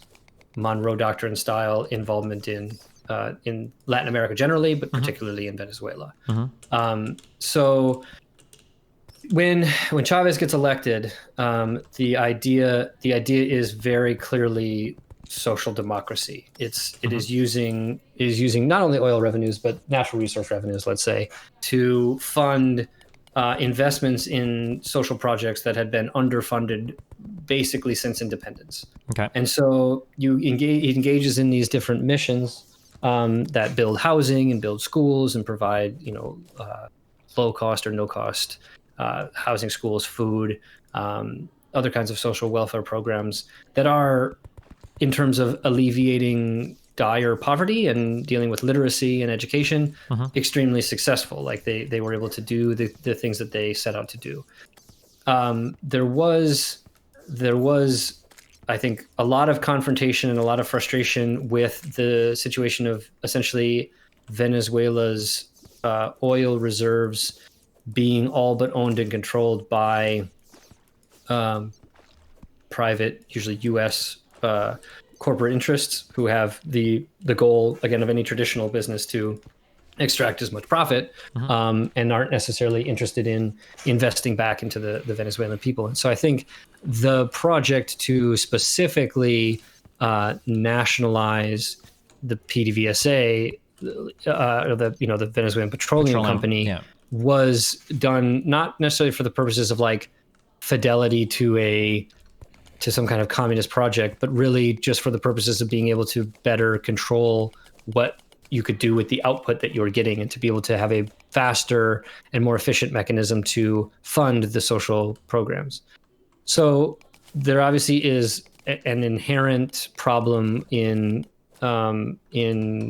economies that are focused on one or a few commodities and production of that can use the ups and downs of the market to be able to fund this or that project or fill coffers or do whatever. Now you can do what Norway has done and create a sovereign wealth fund that then, is able to hopefully outlast the oil crisis and stuff like that. But of course, in the situation of Norway, you have a friendly face in terms of the United States, who isn't interested in either hindering or all but destroying your economy for the purposes of political realignment inside of it. And so you have all of these decisions taken, I think, for purposes that are completely understandable and not necessarily like super ideological, but then are subject to the dual prong of kind of mismanagement due to, I would say, corruption and other perverse incentives. Because again, you're not talking about a co-op based society or economy or even general participation by the workers of PDVSA, but of just like a kind of managerial group that are beholden to a lot of different political interests. And so it is, again, this kind of lack of introducing what I might call socialism or this kind of cooperative style reforms that gets you the situation of having corruption being one of the problems in terms of the management of the oil and things like that. But in terms of the price controls and things like that, all of these are done for the purposes of alleviating difficult conditions for the worst off. And there was the idea that they would be able to more or less indefinitely cover the cost of doing so via this incredibly lucrative product. And obviously, the advancements in other kinds of energy, the disinvestment from particularly Venezuelan production of oil, oil booms and busts have significantly hindered the process of being able to do that. So at the same time, you have significant meddling in, again, the political process, which these political and economic processes in Venezuela, at least, but I would argue in the rest of the world, are not easily disconnected. And so this political infiltration and funding of an opposition that is, I would say, at least partially fascistic in nature and very much related and like tied to the Venezuelan Catholic Church in a problematic way, and a lot of different things. You just have a situation that is a kind of perfect storm that will create economic hardships for the worst off. And you approach this from the United States perspective with the imposition of sanctions and the desire to have a coup against the kind of resultant attempt to have this anti-counter revolution in the form of the state. You're going to get what we saw in Venezuela, which are human rights violations and an attempt to, again, back to our violence conversation, I think attempt to kind of thread a needle to say what is the level of violence necessary to actually maintain the system against enemies from without and within. And I think that you can be critical of Venezuela's, what crackdown there was. I think all things considered, it was fairly light. That is not to say that there were not human rights abuses, and those should be understood and talked about soberly and things like that. But it is definitely in no way a kind of totalitarian dictatorship. There are definitely shortages and issues, but those projects that Chavez and then Maduro afterwards had put in place are still very much in place. They are still what is getting the social funding. So there are rations that are sending to people. People are quote unquote going hungry, meaning they were not able to have the kind of commodity consumption that they were used to when there was more economic stability. But there's not a situation of like literal starving in the streets and things like that. Like if you need to get the things, you can get it. It's not always easy, and there may be some hoops you have to go through, but it isn't obviously, a genocidal, attempt at destroying a part of the population or something. Sure, yeah, I've never accused it of such. It just, from a macro level. I've just heard that, that's all. I'm not attributing that to you, but so I just think that in Venezuela, again, the snippy hot take remark is that it's the fact that they tried social democracy and came up to the limits of kind of anti-imperial social democracy. Again, where Norway doesn't have the issue of anti-imperialist, but they are a social democracy with a kind of mainstay commodity. And so the fact that you're using the rhetoric that you did, pissing off the empire, engaging in potentially problematic uses of your lucrative commodity to fund programs that may not ultimately be successful, and then having to deal with the actual reality of being the subject of an imperial project from the United States, just all comes together to create the situation that there is in Venezuela. And so, I don't think it's as simplistic as saying, like, again, that like it's mismanagement alone that's causing these kind of problems. It's a confluence of factors that are, again, taking that Marxist position, historically, socially, politically, and economically contingent to the situation in Venezuela. And so, again, it's not as simple as saying Venezuela is an example of how socialism doesn't work. Sure. I guess it always comes down to how much do you attribute each of these problems to. I don't necessarily agree that there's a lot of background stuff, especially from the U.S., that might hamper their, ability to succeed as a country. I guess my kind of understanding, though, was that irrelevant of or irrespective of U.S. involvement in factors that might have caused some level of instability, that the country seemed to be doing pretty well or be pretty successful. It was up until they started to expropriate some of these companies and run them on their own, and then up until they started to get a little bit more aggressive with these things like the price controls and everything, that's when they started to run into major problems. That and it's not like the U.S. ramped all of this up in when a lot of this instability started, but I guess it's hard to say. I guess it was for me how much is attributable from one thing to the other. Yeah, I mean, I think it'd be curious what other businesses you have in mind in terms of what were expropriated. I think if you look, the Venezuelan economy is something like 95% in private hands. And so the amount of expropriation or nationalization that happened in Venezuela was relatively low. I think it would be on the scale of something like you'd see in Wasn't Norway. So the two huge things that I'm familiar with, and I'm not like an expert on the Venezuelan economy, the two big things that I was familiar with is that one, I thought that once the petroleum company was taken over by the government, that the running of it afterwards was nowhere near the level as it was before when it was in the hands of the private companies, even if they were extracted before, that they just weren't able to run it as well as it had been before. That was number one, and that number two, a lot of private businesses that had existed in that country that were manufacturing goods and services were basically driven out of existence due to how excessive some of the price controls that were put in place by the government were. That they basically, some private companies just basically packed up and left because they couldn't produce goods at the price controls that were set by the government there, that the levels were way too arbitrary, is my understanding.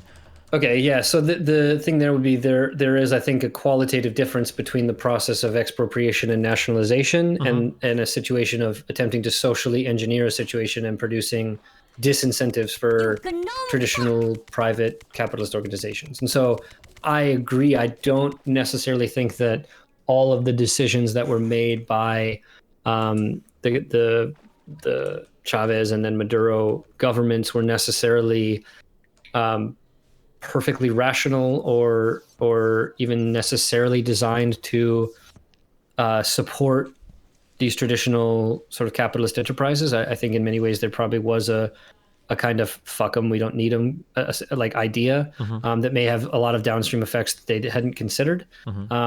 I wouldn't defend kind of every decision that Venezuela made. I think that this is, again, just a kind of further illustration of the difficulty of attempting to institute I think social democracy. I think that depending on how you institute social democracy will say a lot. And I think the context of attempting to institute a social democracy that is simultaneously anti-imperial or anti-US is on an order of magnitude more difficult than trying to set up a social democracy that doesn't attempt to be antagonistic to the major power player in the world. And so I just think that there's kind of important qualitative and nuanced aspects of the situation in Venezuela that says that is kind of, I think, more apt to describe what happened there and what is currently happening there. But I think it would be incorrect to not sufficiently understand the kind of impact the role of United States interference played. Sure. I mean, there was a coup in 2000, I think it was, or 2001 maybe, against Chavez that was essentially a CIA-backed coup. And it wasn't until massive amounts of people went into the streets that there was a reversal of that. And so the intervention in Venezuela's political economy by the United States goes back to essentially the moment that Chavez was elected. And so, but they do things like, engaging in trade agreements with Cuba and other kinds of things that are designed in some ways to stub their nose at the United States, is going to piss off the United States and essentially encourage the imperial apparatus to respond. And so I don't know if they didn't adequately predict that was going to happen, or maybe they thought they'd be able to weather it a little bit easier because they didn't anticipate the kind of fairly precipitous fall in oil prices that occurred. But I think that, it's just a situation where I'm not an expert on this, but again, too, just because of the little bits of places I am aware of, like the fall in oil prices didn't coincide with the crisis either, right? The oil prices had, I think, already begun to fall. It just exacerbated it. It just made it way worse. There were definitely problems already cracking, and then you could potentially fill some of those cracks by different policy, but when the dam, implodes, then you're fucked. You can't, you're gonna have to pick up the pieces. And again, when you have an elephant on your back, picking up the pieces becomes a lot harder than, the creation of social democracies in Europe were funded and basically in some ways by the Marshall Plan and other projects by the United States in a way that is the exact opposite situation that's happening in Venezuela. You have the attempt to create social democracy with the imperial elephant on your back, rather than being afforded the opportunity to create a social democracy with support from the economic powerhouse in the world. Yeah, sure. So I think that's just a fundamentally different kind of situation, which is why the social democracies of Europe can be somewhat more stable. Of course, they've had their issues too, which is, again, I just think the kind of underlying critique of social democracy is just social democracy is going to make the conditions a lot better for almost everybody, but it is unable to deal with the fundamental contradictions in the economy and the fundamental problems. So it will go into periods of crisis, and it will have all the economic and social consequences thereof, and it will still engage in either imperial or kind of war making projects that add to instability in the world generally. And so it isn't until you're going to find a way to address these issues that you're going to rid yourself of all of the sort of dirty past of the thing that allowed capitalism to exist in the first place, which was the sort of primitive accumulation of capital via the project of colonization. And so, it's like part of it too is like you can abstract a lot of things, and you can talk abstractly about these like different systems and stuff like that too. But it is really important to understand the actual development of something like capitalism, something like that, in the context in which it actually existed, which I think Marx said in the manifesto, maybe, that it's essentially dripping with blood,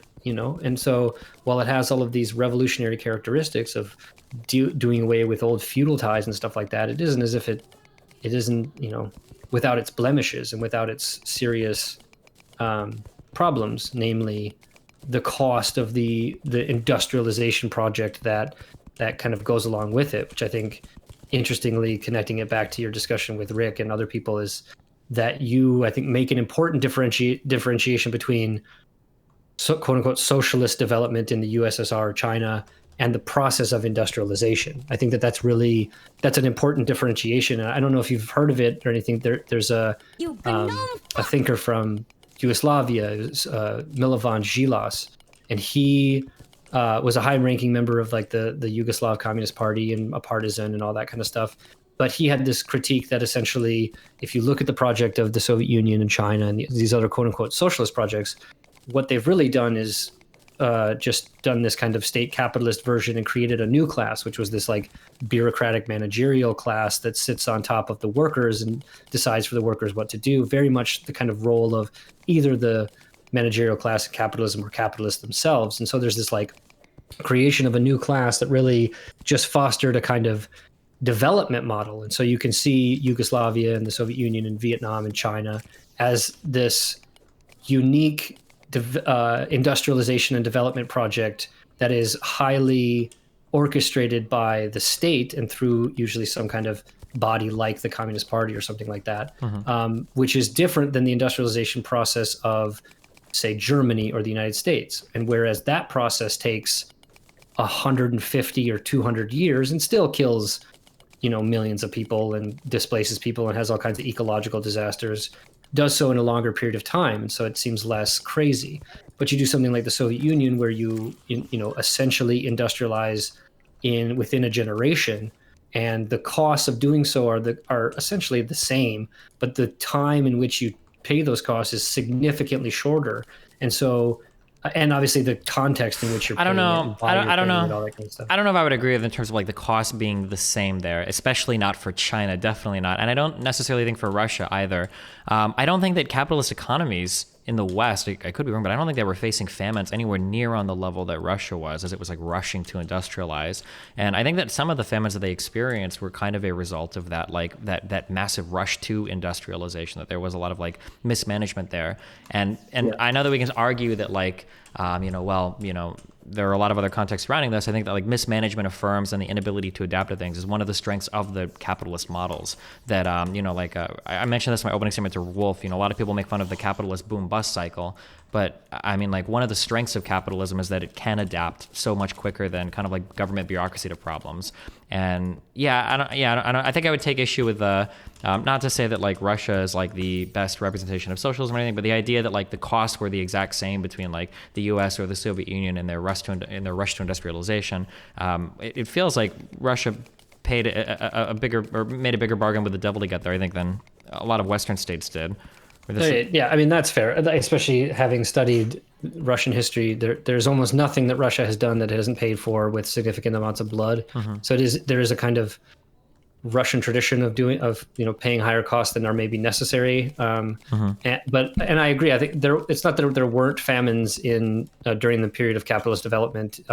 They were maybe localized in a way that wasn't the case in the Soviet Union or something like that. There's also there is also the dynamic of the project in the Soviet Union sort of being fairly consistently under attack. And so there's this like necessity to do things quicker and even problematically that you might not do if you weren't sort of either actually under attack or fearful that you're imminently under attack. And so I think that definitely oriented the project of both the Soviet Union and China and Cuba and Russia and Vietnam, Cuba and Vietnam and even North Korea and other places, that this dynamic of the counter-revolutionary reaction to specifically socialist revolutions highly degenerates even what you could possibly see was the best of those projects. And so I think that it is fair to say that there was a kind of potentially extra burden paid by the Soviets and the Chinese, both because of the quickness of the process, the difficulty of the process, but also the decisions that were made. It's important to understand that many of those decisions were made for at least understandable reasons. I think there's an important difference between what's understandable and what's justifiable. But I do think that the justification for some of the decisions made in the Soviet Union are harder to find, but the understandability of them are easier. Like if you understand what happened, you can understand why you'd even do a purge. Like it doesn't ultimately make sense from the 2020 perspective of like history, and you can see that it destroyed the initial like most revolutionary and most advanced sort of layer of the Communist Party, which could have hopefully reoriented it away from this bureaucratic degeneration that it went into. But I think that there ultimately was, you were going to run into significant problems in the process of industrialization. And many of those were either exacerbated by the international dynamics of imperial competition or the internal dynamics of a degenerating, like revolutionary process. Sure. All right. Yeah. So, I mean, these things are difficult. And I think that's why, again, you can't really totally understand what happened in the Soviet Union or in China or something like that without this Marxist perspective. Because if you're looking at the kind of class dynamics and the social, political, historical, and contingency of all of these kinds of things, it makes it much easier to kind of understand that it isn't just socialism bad because of Venezuela, but it's like what is going on in Venezuela that gives us the ability to understand our own situation and understand what might be some of the pitfalls of something that we'd like to do. Because I'd like to see a mass housing project that would be able to cure homelessness in the United States. But how we do that is an important question. And do we want to follow a Venezuelan model? I don't necessarily think so, but there are things that we can learn from it. And kind of this tendency to kind of poo-poo the whole project in this wide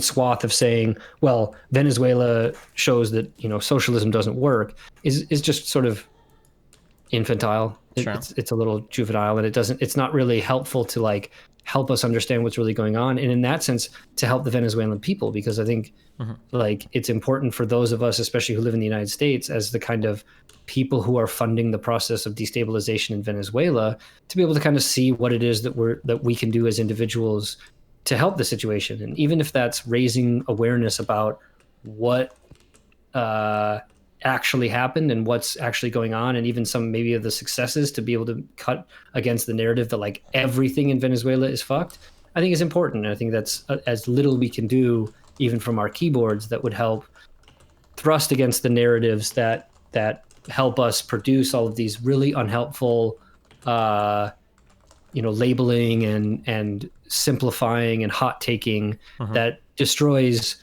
important, nuanced, valuable conversations in the favor of point gaining and social status getting and all of these like otherwise problematic things. Yeah, I understand. All right. I've got a combo with another Noah guy pretty soon. So do you want to plug what's your podcast? Where can people find your stuff at? So you could just go to sensiblesocialist.com.